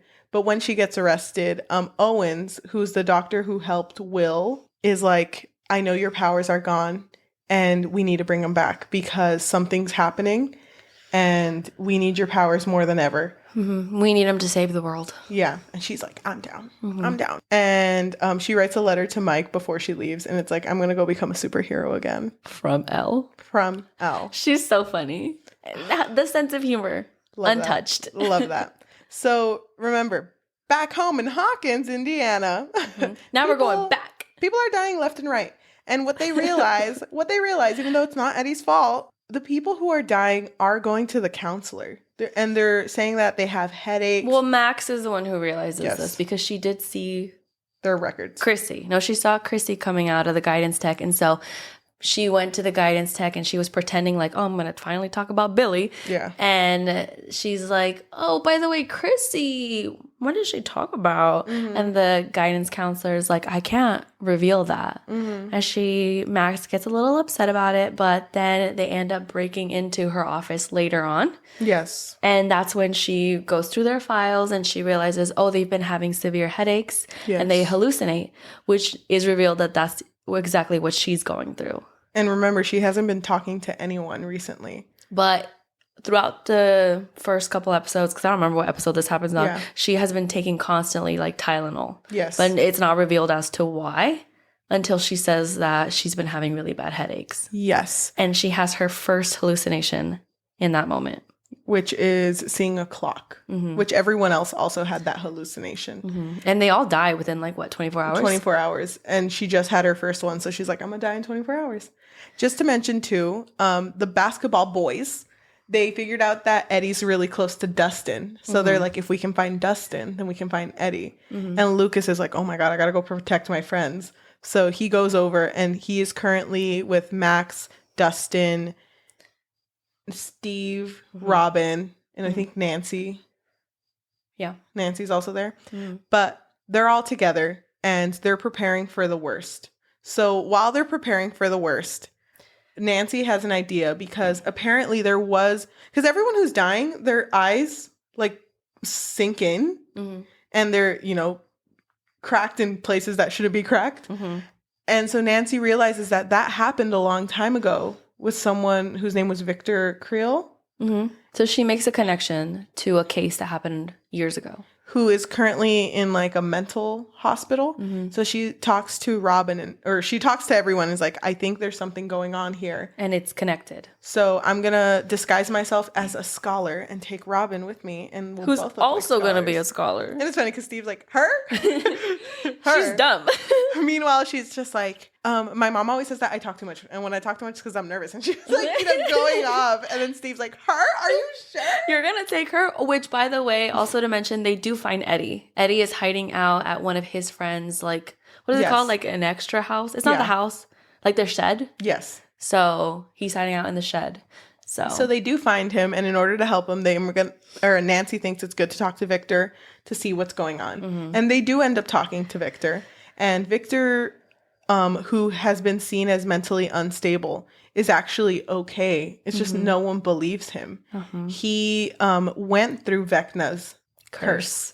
And he was living in a house with his family and it affected his family so much. Yeah, so it was him, his wife, and his 2 kids. And he was actually going to die. He was experiencing his hallucinations like everyone else, but at his last moments. Well, the radio was playing during their dinner. And he said he heard the voice of an angel.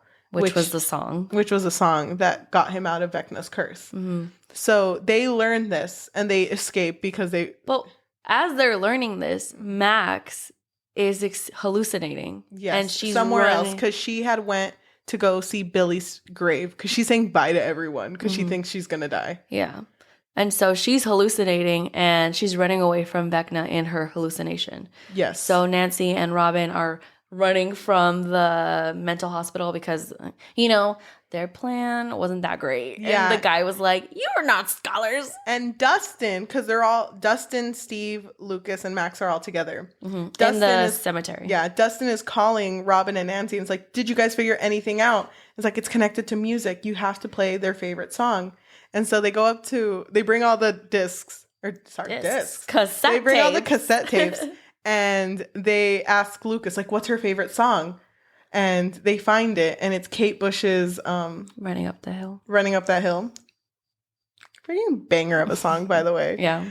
But they play that song for her, and she hears it while she's with Vecna. And she just runs towards the vision of everyone trying to get her down. Yeah, so she sees kind of like a split in whatever world she's in, and the split is showing like her actual world, and it's showing her floating and all of her friends below her like trying to like call out to her. Yep.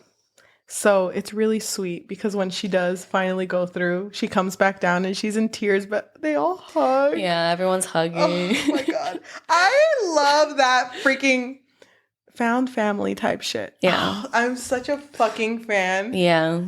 Because it's been a while since they were all that close. And just before she floated up in the air and had her moment, Lucas did talk to her because she was giving everyone letters. Like goodbye letters. And Lucas was like, I don't want a letter from you. I'm right here. Yeah, I'm here to talk to you.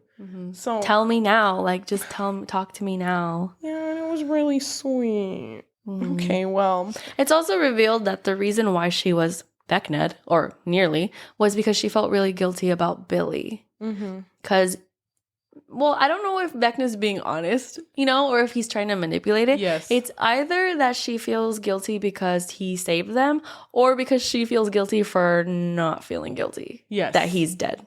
Yes.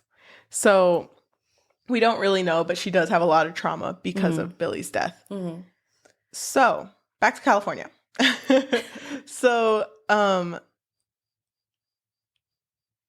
Mike, Will, and Jonathan are at the house, and these agents come and they're like, we took Elle and she's in our keep, but she's becoming a superhero because we need her. But none of you can contact her or anything. And then that's when Mike gets the letter that I'm becoming a superhero from Elle. Yeah.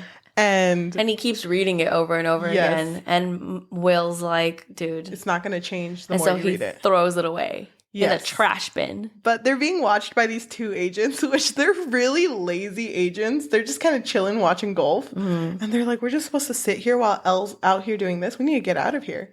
But it all goes to shit because, before I even say that letter that was stuck in his mind that Elle wrote, Will actually talks to him and says, it's really hard to say your feelings sometimes, and basically has a heart-to-heart with him. Yeah. He's like, so next time you see her, just make sure you're honest with how you feel. And then Mike apologizes to Will and is like, I haven't been fair to you. Like, I know I have Dustin, Lucas, I have Max, but you're my best friend.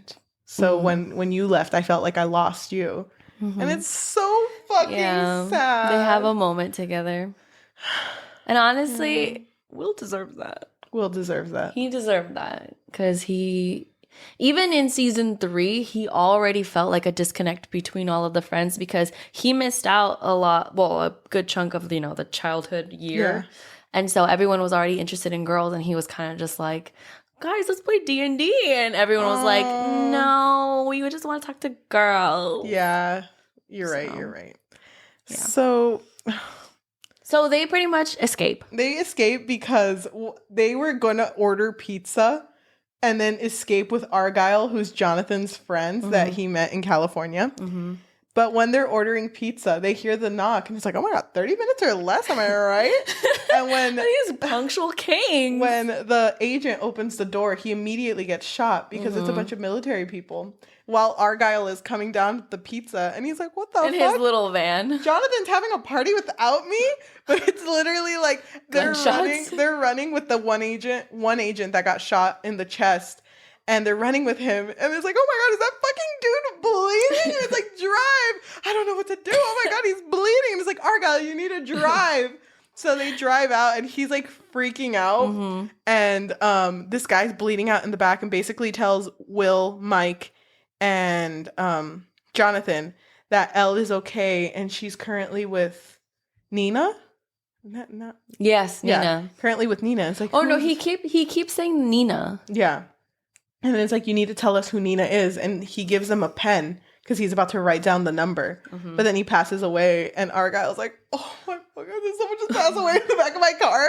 So they like get off the road and drive into like an empty lot and basically bury the body. And it's funny because like, you're not supposed to, it's a buried body. It should be hidden. And Argyle is so high that he wanted to write it down on the pizza box. He was like, what was his name? What was his name? I'll just write Agent Guy who got shot. And then I'll write our names at the bottom. It's like, why are you going to write our names? Like, why would you do that? But he can't write because the pen's not working. The pen's not working. It's the pen that the agent gave him. And then that's when Mike realizes like there's something in there. So they open the pen and there's a rolled up paper that has a phone number, but it's not actually a phone number. It's something you have to plug into the computers. And the only computer person they know is Susie. Who remember is Dustin's girlfriend, which by the way, shout out to Susie in season 3 because the code to open the Russian safe was a number that she knew. And that's when they had their moment, the singing one. Yeah. Yeah. Oh, I fucking love that. Oh, yeah. So Dustin does have a girlfriend. He does have a girlfriend. He does. He didn't lie. It was Susie. Yeah. But, so they end up going to Susie's. Utah. They go to Utah. So from California to Utah, which isn't that far. It's like a day trip. But, they end up going to Susie because they need to figure out where Elle is. Indiana. We're back here. And the basketball boys and the whole town of Hawkins is actually like coming together at church. And it's like, something's going on and it's not right. There's a demon lurking. And the basketball boys is like, it's hellfire. It's hellfire. Look at this. And he like brings everyone a flyer of hellfire. and the Wheelers see Mike in it and they're like, oh, well, all of the main parents. Yeah. Everyone who was in hellfire is on this flyer. Yes.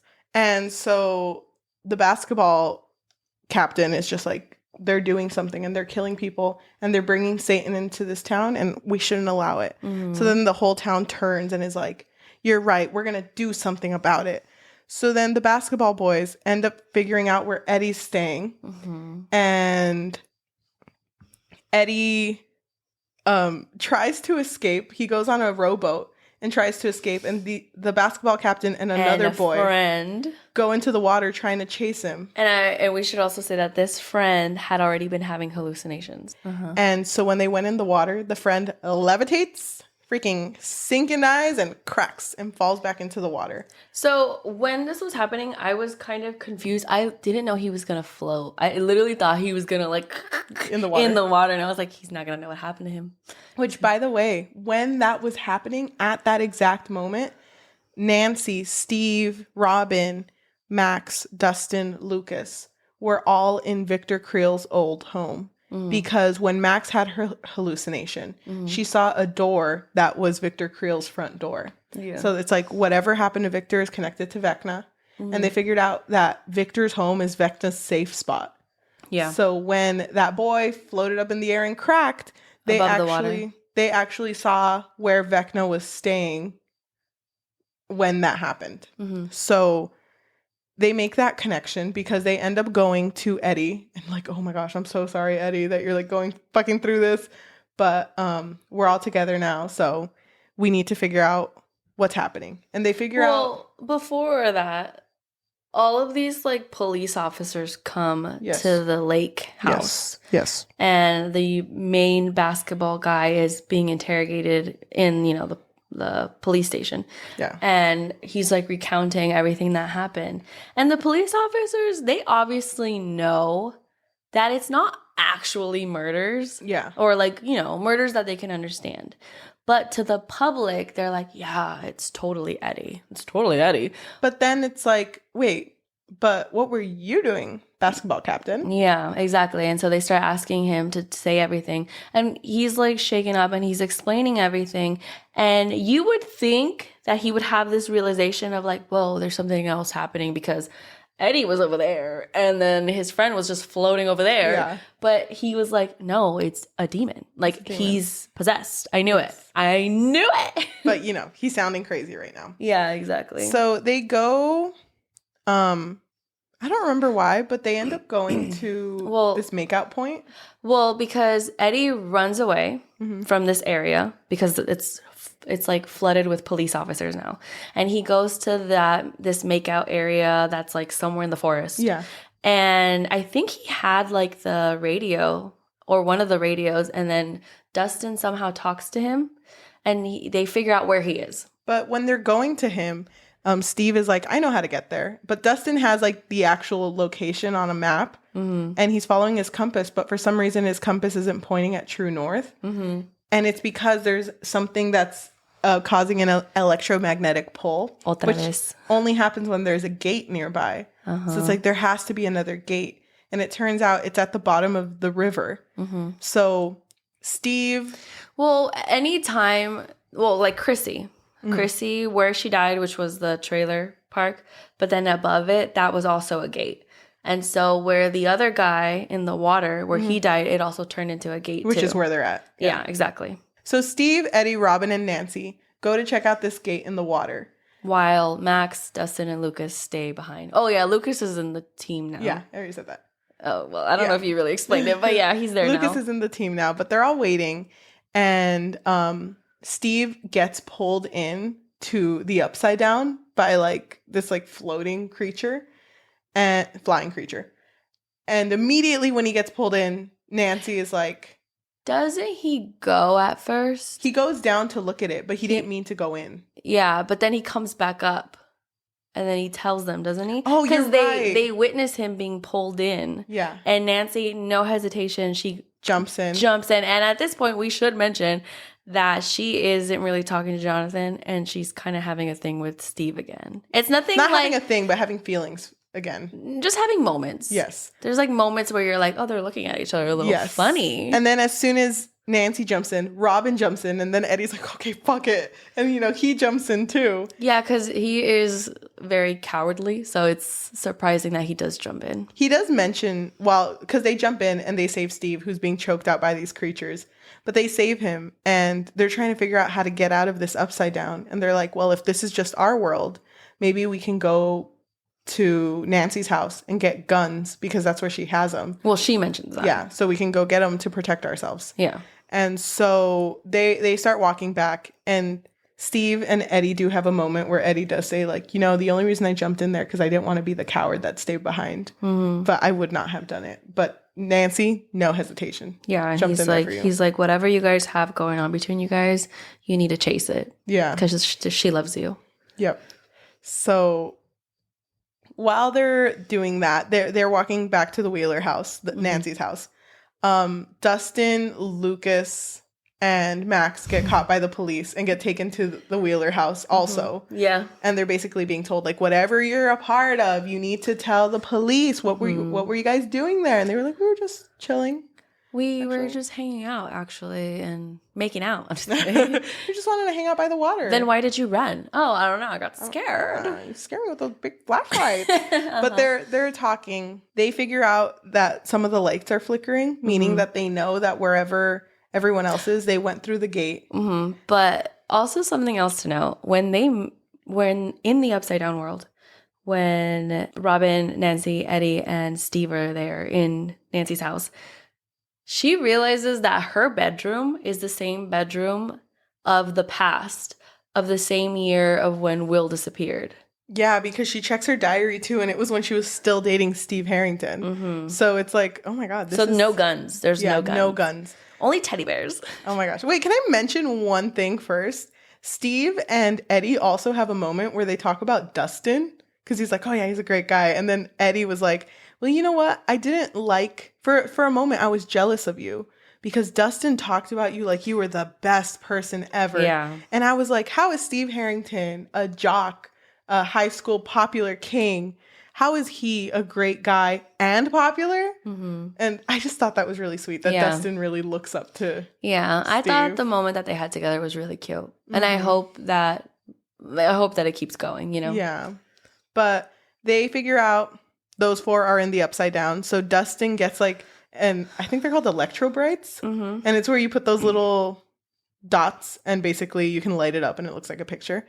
And they start contacting them through that. So they write letters like, we are in here, we don't know how to get out, we're stuck. And they tell them that you need to go somewhere where someone has died. So where Chrissy died in the trailer park, and you guys can come back through there. Yeah. So they go over there. Because they couldn't go back to where the water was because it was guarded by these like bat-looking things. Yes. So they end up going to the gate that was in the trailer park where Chrissy died. R.I.P. R.I.P. Chrissy. And when they get there, you know, it's like, oh my gosh, it freaking worked, because as soon as they get there, they're like, what are we supposed to do? And they see like a broom come down from the gate, and it's because Dustin was opening up the gate, and he throws, because in Dustin's perspective, they're throwing it up. Yeah, they're throwing it up, but then they're looking down. So it's like weird. It's kind of weird. So like they're throwing it up, but to the other team, they're throwing it down. Yes. So they start escaping. So Robin is the first one to go, and then it's Eddie. So they're climbing up the rope, and then they fall. Yes. Into like the real world. Yes. And then it's Nancy. But as soon as Nancy tries to get out, she starts to hallucinate, and Vecna has her. So let's pause there for a bit, because 11 has been through so much right now. Because remember, she went to go become a superhero, and then we can just say it quickly. Yeah, 11. By the way, the beginning of that is trying to gain back her powers, and she's working with Dr. Brenner, right? Who's the person who raised her. You mean Papa? Yeah, and in order for her to get her powers back, he thinks it's better to put her in her past. Yeah, so like to trigger it. Yeah, in like one of her most traumatic memories that she repressed. So she meets a guy. Yeah. And you can only assume that he's one of the guards? Yes. One of the teachers. And he's all in white, and she keeps replaying this memory over and over again. But it won't continue until she plays her part. Yes. Correctly. And in the sequence of events, she pretty much gets close to this guy. And I don't think he has a name at this point. No, he doesn't. And he's supposed to be a guard, but you can tell that he kind of favors her. Yeah. Because he tries to help her with like the classes that all the kids take. Yeah, and plus she's also kind of being bullied again. Yes. With these kids, because Papa really likes her. Yeah. And it makes the other kids jealous. And so the guard guy, he kind of gives her like hints on like how to deal with it, you know, what to do. And so she's going through the motions of like when she first picked up her powers. By the end of it, the guard guy is trying to help her escape. Yes. And so they go towards like this like back room, and there's a little vent. And remember, she's little at this point. She's, you know, back into like season 1 when she was a little child. And he's like, I'm not going to fit, but you need to go, girl. You need to escape. Okay, so 11 is going to escape, but she doesn't want to escape unless she helps him too. And she's like, why don't you come with me, or like, let me help you some way. And he's like, I can't go because I have a chip right underneath my ear. And she's like, I can get it out. And so she has telekinesis now. So she easily gets it out of him. And, you know, she thinks like, oh, well, now we're friends. You know, I can do it, whatever. So she does escape, right? And then she comes back and everyone's dead. All of the children completely dead. There's blood everywhere. And so she goes to the playroom, right? It's like the main playroom. The rainbow room. Yeah, the rainbow room. And he's there. And that's when we find out that he's 1. Because number 1 was, he has the same tattoo. Number 1 was never like mentioned. They kind of just said they like. They just had 2 and then up. He was kind of like, we don't know who he is. And so 1 starts to kind of explain his backstory. And I'm just going to say it right now, I was really confused. I was like, wait, how do these correlate? I'm really confused. Because it's revealed that he was Victor Creel's son. Right. So when Victor Creel told Nancy about how, you know, he was going through that trauma, they thought it was the house. Yeah. And so number one reveals that it was actually him. Like, he's had these powers for a long time, or he was like barely manifesting them. Yeah. And so he had this thing where he could like get into people's minds and like kind of like manipulate like their own thoughts. Yes. And so he tells her about that moment with how he killed his family, and he nearly killed his dad, but his dad escaped because he wasn't as strong as he thought. Plus, he was also a child at this point. And so he was taken to the hospital, and that's when Papa discovered him. Yes. And that's what basically started the whole like experiments and everything. Number one was the start of everything. Yes. And so he's telling 11, like, girl, we can be a team. You and me. Dream team 1, 11, pretty much same. And she's a child, and she's kind of like not down. Yeah. And so she like uses her, they have a little bit of a fight, but she does end up getting the upper hand, and she like shoves him to the wall, and that's what creates the first portal to the Upside Down, because he gets pushed into it. And then you see him like completely morph into Vecna. I know, he turns into that demon. And that's the same time that Nancy is getting pulled by Vecna when it's revealed, and then that's the end. Well, he's telling 11 this, right? Yeah, he's telling 11 this while at the same time in a different scene, Nancy is being pulled in. Yeah. And that's the end of season 4. Well, the first volume. First volume, because the second volume comes out soon. How did you feel, dude? Dude, I was mind blown. I was like, wait, hold on, we're going back in time? Yeah, I still don't understand the significance of that. Like, why it's a few years back. What do you mean? Like, why would it have to be a few years back? Why is the Upside Down in the past? I think that it always existed. She just made the portal to it. Okay. So she kind of like brought it into their world. Okay. You know? Like, if you believe in parallel universes. Yes. I think that's the point of it.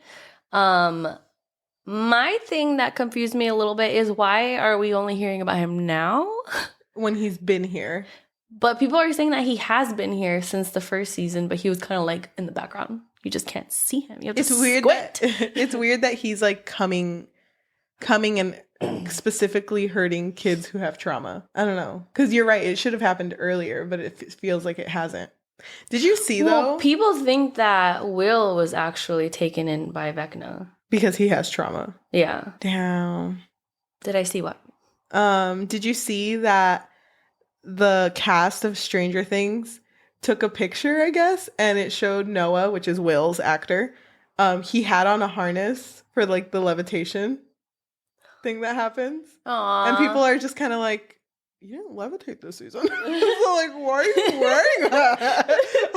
Well, I'm pretty sure Will's gonna levitate. I don't want him to. I know he is. I don't want 100%. Will has been through the ringer. He's seen it all. There was a part of me, like, watching all these 4 seasons, because, like I said, I watched it in 2 fucking days. By the way, 4th season, volume 1, 5 out of 5. 5 out of 5. So fucking good. And it was, like, scary. Yeah. I was actually a little scared. Like, I'm really hoping that Horror Nights has Stranger Things again, but, like, just this season. If we see someone bend, I'm bending. I'm bending the other way. I know. It's like voguing. What are we doing? What are we? Dude, but like, there was a part of me that wished so much that Will would have acquired powers. Like, something in him would have acquired powers. Oh, because he was in like, the Upside Down. And then it would have been nice for him to have that connection with Elle, who's his sister. That's his sister. Yeah. I wanted that connection. Mm-hmm. So it makes me mad that there's like, I don't know. They always make Will seem insignificant, but I feel like he's super significant. Like, he's always connected to the Upside Down. Yeah. I feel like he's kind of like the forgotten one. I feel like they're doing that on purpose. I think so too. I'm hoping that in the next part of this season, something important will happen for him as a character. We didn't even mention Joyce got Hopper out. Oh yeah, we skipped that part. Oh my god. Yeah, Hopper's alive. Hopper's alive. How did you feel, by the way? Oh my god. The stars aligned. Did you watch that right after your crying session? Yes. Were you like... Well, remember, I took a little while longer to watch season 4. I was texting you. Remember, one last episode. So when I got to the part where Joyce finally got him out and they looked at each other and they hugged. Oh, that hit me. That hit me so hard. Yeah, and that hug, he was just so in it, you know? Oh my God. How did you feel about his speech to Enzo, where he feels like he's cursed? Oh, it's not him. I know, because he feels like he's cursed because, he lost his family, his daughter. Yeah. And then he also lost 11. Yes. And at this point, I think he feels like he lost Joyce because she was already on her way, you know? Yeah. And it was kind of hinted like, oh, you might see her soon in prison. Yeah. I was really hoping that wouldn't happen.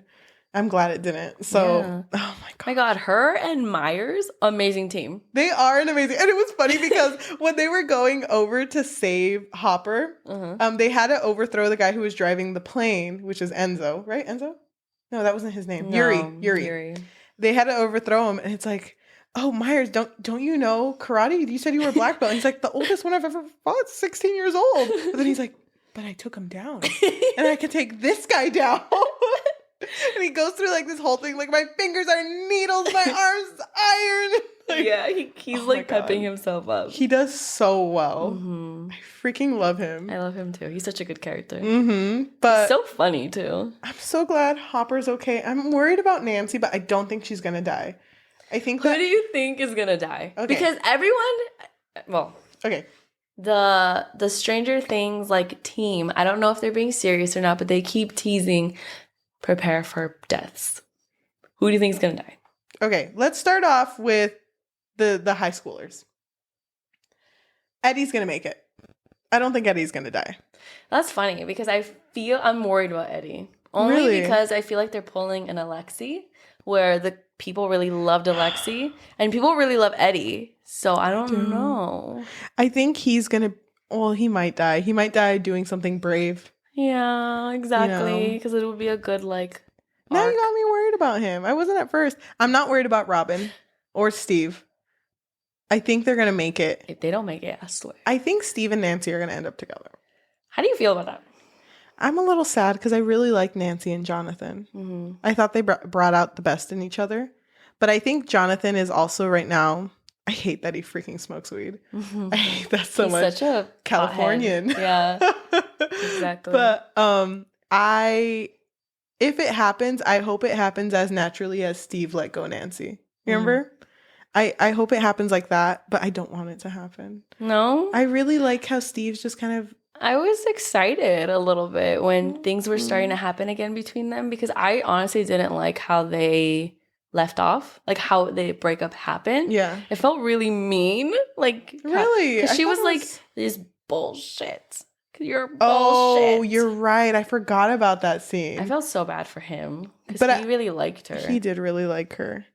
But whatever happens, I'll be fine with. But I honestly think that they are different as characters, so it wouldn't be the worst thing if they did get back together. I think something's going to happen between them, and that's going to bring Nancy back from Vecna. Because he's right there. Maybe. He's the only one that's going to start singing. Oh, the Jackson 5.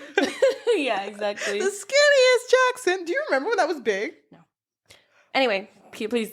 Okay, so I think that high schoolers are fine. Jonathan's going to make it. I think all of them are going to make it. Maybe not Eddie. I'm worried about Eddie just because I do think that would complete his arc of that whole like coward thing. Yeah. I don't know about Robin. Robin's going to make it. Don't even start with that. I'm on Pride Month? Maybe that's why they did it July 1st. They're like, it's not Pride Month anymore. It's not Pride Month anymore. No, they can't kill her. Okay, I'm hoping they don't. I'm honestly, I am expecting everyone though. Like not everyone, but like every single one of them. I'm like, okay, if you die, I'm already. You're sad. ready. I'm already sad right now. Will. I feel like Will might die. He's been through the most. And it's so funny. Well, him and Elle. It's so funny because you know how people are trying to guess what his painting is? People are guessing. What do you think it is? Okay, let me just say. People are guessing that it's a painting of Mike. And people are guessing that he has feelings for Mike. Because there was a conversation they had in season 3, when they're all going girl crazy. And Will is like, you guys don't even want to play D&D anymore. All you want to do is talk about girls. And Mike has a little offhanded Will comment. says that. Yeah.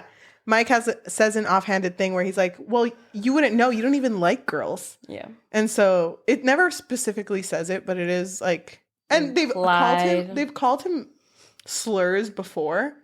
So it's implied that but it's never been actually like confirmed. It's implied that he's gay. And everyone is making jokes online because it feels like every Finn Wolfhard movie, there's always a gay love interest that ends up fucking dying. So it and that other one that's based off of the Donna Hart book, Goldfinch. I haven't seen it. Goldfinch has Finn Wolfhard. And oh, really? Yeah, and the love interest is also and is also gay.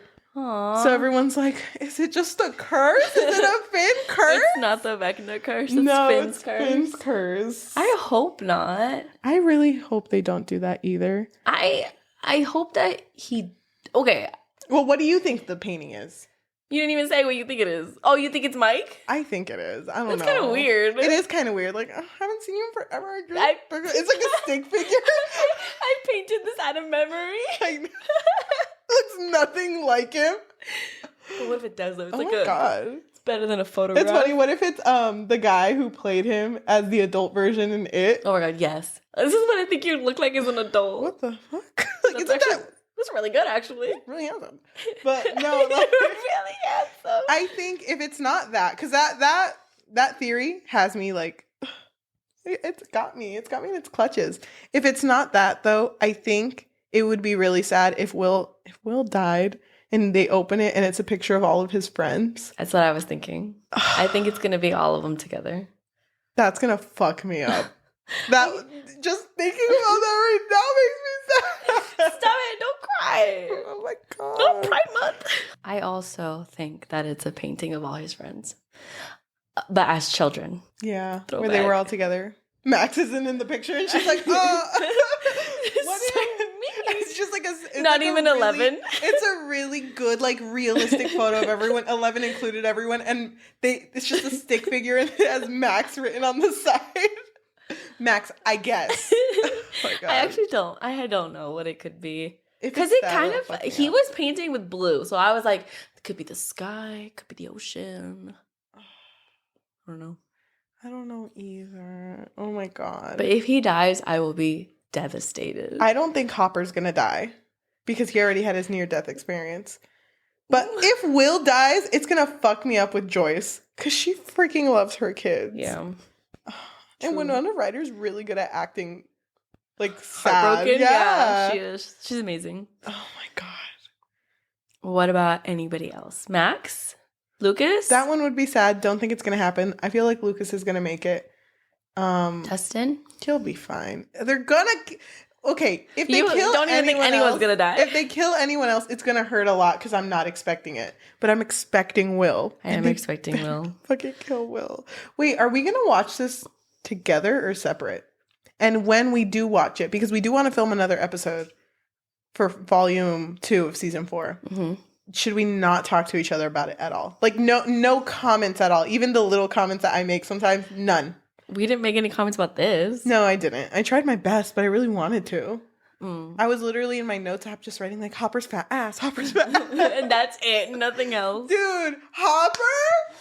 Oh, my God. That man is so handsome. I freaking knew you would have a huge crush on him.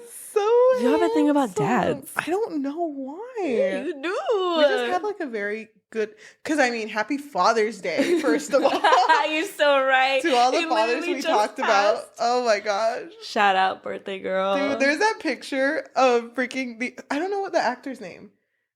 I don't know either. Well, actually. the actor of Jim Hopper took like a picture where he's like, there's a mirror and he's holding his like his camera, selfie mode, and he's taking it so you can see his like badass dumpy in the mirror. And someone was like, who the fuck is he taking it for? And someone else in the comments was like, it's for himself. Can't a man feel himself? And it's like, yes, him and his badass. Can't a man feel himself? Yes. He's so fucking cute. And then I knew that you were thirsting for him because my fucking For You page was full of Jim Hopper. Full of Jim Hopper. And full of Will Byers, too. And that was before you watched it. Yeah. So I was like, why is Will all over my For You page? I've always loved Will. I didn't know anything about Stranger Things, but I knew I was going to like Will. I knew it was season 1, but that was kind of it. And I didn't even remember it that much when I watched it again. But Will's so fucking good. But Jim Hopper, man. Oh. He's your what? Your number one? Yeah, he's my number one. So Sid Harington's cute too. Did you watch Black Widow? No, is he? He's in it. Oh my god! What are we doing after this? Watching Black Widow. I loved him in that movie. Oh my god, I'm so fucking like. He lost a lot of weight though. In a good way or in a bad way? Why'd you say it like that? Well, I mean for this season. For season 4. Oh yeah. Hello. Okay, you scared me. I thought he was like. Okay. No, well, he had to. Yeah, I know, because, How did you feel about the Russian Nazi camps? I'm not sure. I didn't like it. No. You know what? It threw me off more because I saw a post, and I don't know how legit it is, but apparently they were opening up those Nazi camps as like a tourist attraction. Are you serious? I heard. I might be wrong. Someone fact check me. But I might be wrong. But if they did, that's really fucked up. Yeah. Because it's kind of like romanticizing it. Because I think people were allowed to stay in the Nazi camps. But it's like, why would you do that? I'm not really sure how to feel about it, to be honest. It's just a little weird. It's off-putting, this whole like Russian like politics situation. Yeah. I'm not like really sure how to feel about it. Because I don't even know what was happening during this time, like politically. So yeah, I don't either. But yeah, it's pretty. I'm not a fan. And then speaking about something else controversial, how do you feel about the people getting the tattoos of the numbers? I didn't know. Oh my god, that makes it even worse. Are you serious? Yeah, but people are getting like the 11 tattoo or the 1 tattoo. That's very Not to be that person, but that's very Holocaust vibes. Oh my god, that's kind of disgusting. Yeah. I hate that. Yeah, I do too. Oh my god. That's so wrong on so many levels. But some people are just so unaware. Or they just don't care. Not connected, but kind of connected. I'm sorry to always bring it up, but I saw this Heartstopper post. Sorry, but it's connected. It's connected. I saw this Heartstopper post where Joe Locke, which is the actor who plays Charlie, made a joke where he was like, Kit Connor, gotta veto your comment. And veto, like how you veto a bill, you take it away. Everyone in the comments was like, what the fuck does veto mean? And it like kind of struck me as like, did no one go to school for that? It's like, how do you not know what veto means? That kind of reminds me of what you just said about the tattoos, because it feels like, is no one... You're not aware of global things. You're not aware of the damage that can do to people, too. So, don't do that if you're thinking people do get numbers tattooed on them, but it definitely has a different meaning when it's on your like wrist or near your wrist. Yeah. But then you also can't control what people do. I know, but it's just like if you met someone who had a tattoo like that, and there's a certain like style to the number too. Yes, the way it's written, it seems like a branding. You would feel iffy about them, wouldn't you? I would. I would too. I hella would. I'd be like, gosh. This is the first and the last time we're hanging out. Oh, you have a Stranger Things tattoo? I do too. And it's like, it's the picture of Jim Hopper's fat ass when he's taking the selfie. It's a QR code to that picture. No, the QR code is right underneath it. Oh my god. That's a good Stranger Things tattoo. Oh my gosh. I really like it when cast members come together and get a tattoo. Of like Pretty Little Liars. Pretty Little Liars, The Avengers, except for Mark Ruffalo. Okay, rude, Mark. Not Stranger Things, of course. The Hobbit, I think, came together. Not The Hobbit. Lord of the Rings came together and did that too. I didn't know that. Yeah, I think that's so sweet. I know. I hope they do that with this series. I don't know how they feel about this series. They like grew up together. They did. Oh my god. Do you remember after season 1 of Stranger Things when people were like, oh my god, Finn Wolfhard, Mikey? What? Mm-hmm. And then he was immediately in it. And he's over here like talking shit, like being able to say bad words. Mm-hmm. Oh my god. And now seeing him. They've all grown up so much. And Dustin Gatton, he's freaking 20. That's crazy. That's crazy. Even Millie being 18 is like weird to me. It's weird. Is she 18 or 19? One or the other. She's old. She's I'm sorry. Old? She's an old lady. She's a grandma. That's crazy. I'm very excited for season 4, volume 2. Yeah. Is it the last? No more? I think there's gonna be a season 5. Oh. I thought it was the last one. I did too, but the writers keep mentioning a season 5. So I think it's because of the success of the show and its constant success. I wonder how it's gonna end. I was kind of hoping this was the end. I was too, but I do kind of hope, it's a long shot, but I do kind of hope that if there is a season 5, it's going to be more wholesome. Yeah. Can they just like chill? Oh my god, I don't even know what would happen. Marriage, obviously. It's just everyone getting married. That'd be so weird. I don't know. I thought this was the end. I did too. I wonder how the season's going to end though, because I don't think it's going to end happy. You mean like season 4 or just like in general? Season 4. Oh, I don't think so either. Someone mentioned that every season starts with Mike being late for something. So what if he's like late to save his friend? You know, what if he's late to the wedding? To save his sister. His sister's, levitating right now. Oh, you mean for the volume 2? Volume 2 and also season 5. I don't even know what's gonna happen there. Late to the wedding. Oh my god. I don't know. Will disappears one more time for good old times. Like, remember memories? I do see that happening. I can see that happening. Will disappearing at the end of season 4. And they call it the disappearance of Will Byers, like the first episode of season 1. Mm-hmm. Oh, that would fuck me up. But then Will's stronger now. I fucking love Will. I know. I love him his too. Fucking bowl cut. Get me fucking started. Like, as soon as I saw his bowl cut, I was like, what if? Because I love messing with my hair. Mm-hmm. But I like it too much. Do it. Okay. Do it. Do a bowl cut. What if I just get a tattoo of a bowl cut? No, because then people would be like, Oliver Tree? And what's wrong with that? I'll put it right next to my Oliver Tree tattoo. I'll put it right next to my shark tattoo. Oh my god. It's just like a bunch of silhouettes. If you got a Stranger Things tattoo, what would it be? Oh my god, I don't know. Mine would be the silhouette of Will opening the car in California when he sings the da-da-da-da-da. Because I freaking love Will. And I thought he looked really cute in that shot. I feel like it's very specific. But I know. I feel like mine would have to do with Steve. But I don't know what. Oh, and ice cream. I'm sorry. Jim Hopper's fat ass. You forgot. I'm so sorry. It's okay. I'm so embarrassed. It's okay. I just really love Will. But also Jim Hopper's fat ass. Those two characters specifically. Because, Jim Hopper's a character, but his fat ass is a character. So, I love him so much. If he fucking dies on me a second time, I'm gone. You were really heartbroken. Yeah. I wish you would have reached out to me. I would have cried too. Would you? Would you have told me? The end of season 4 made me hella cry. I was season 4? Sorry, season 4. Season 3, when, we think he's dead. Yeah. When he's narrating the letter. And he ends it with, keep the 3 inches. Yeah. Please. For your dear old dad. Yeah, I was literally I was sobbing so hard. But I did know that he was alive. Because of the scene right after. I should have not cried at that point. Why? So I could have listened. To the letter? To them saying, not the American. I don't know. I was a mess. Oh, God. I wish you could have seen me. Those were a tough 2 days. I was getting headaches. I told you. Oh, my God.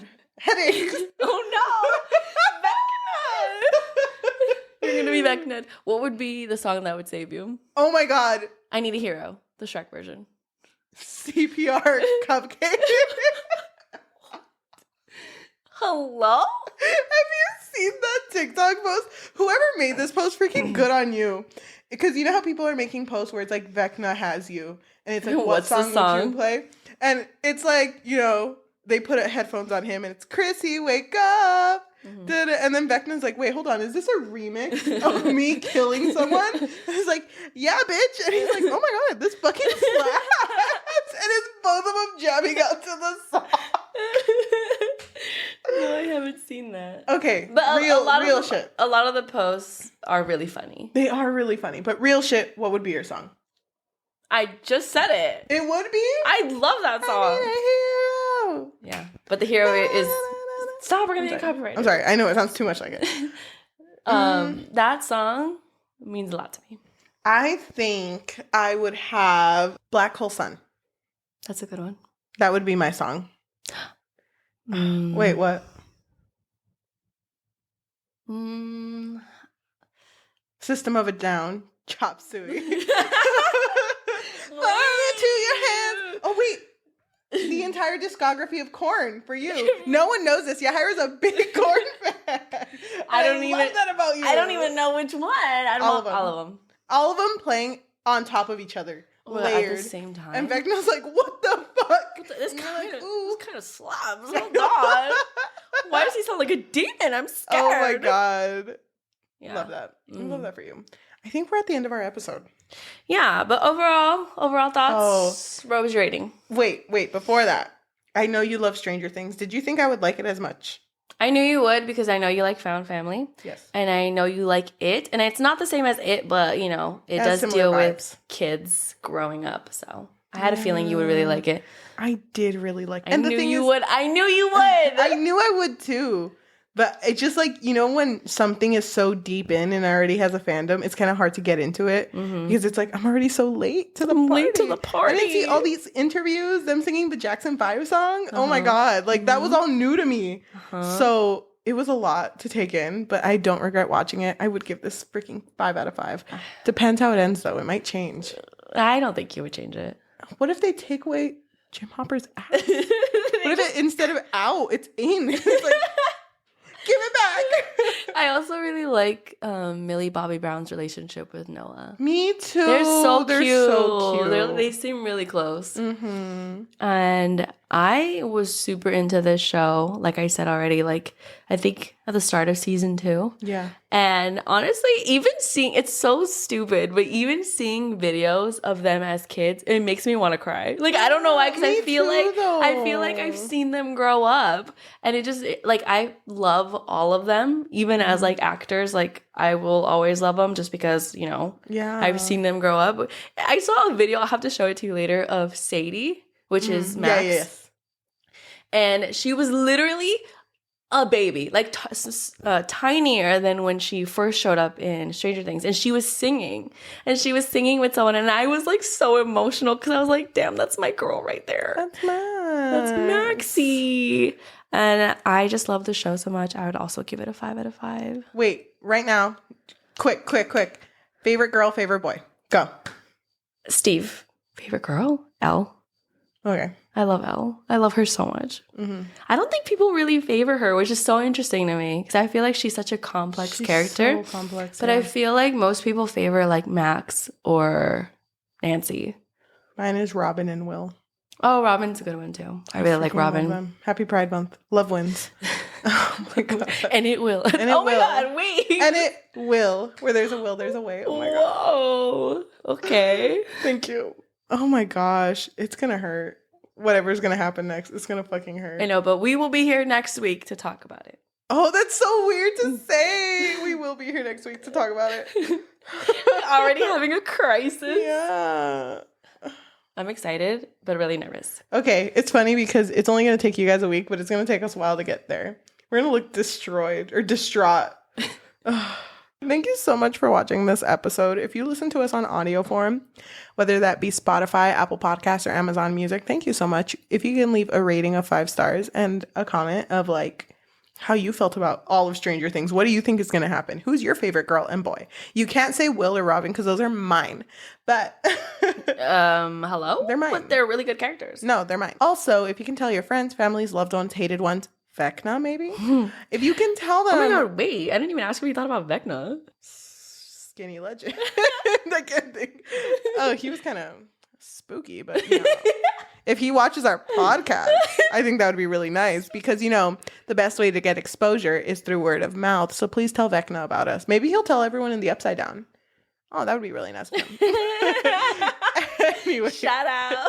If you're watching, we become famous at the Upside Down. Only in the Upside Down. Oh my god, love that.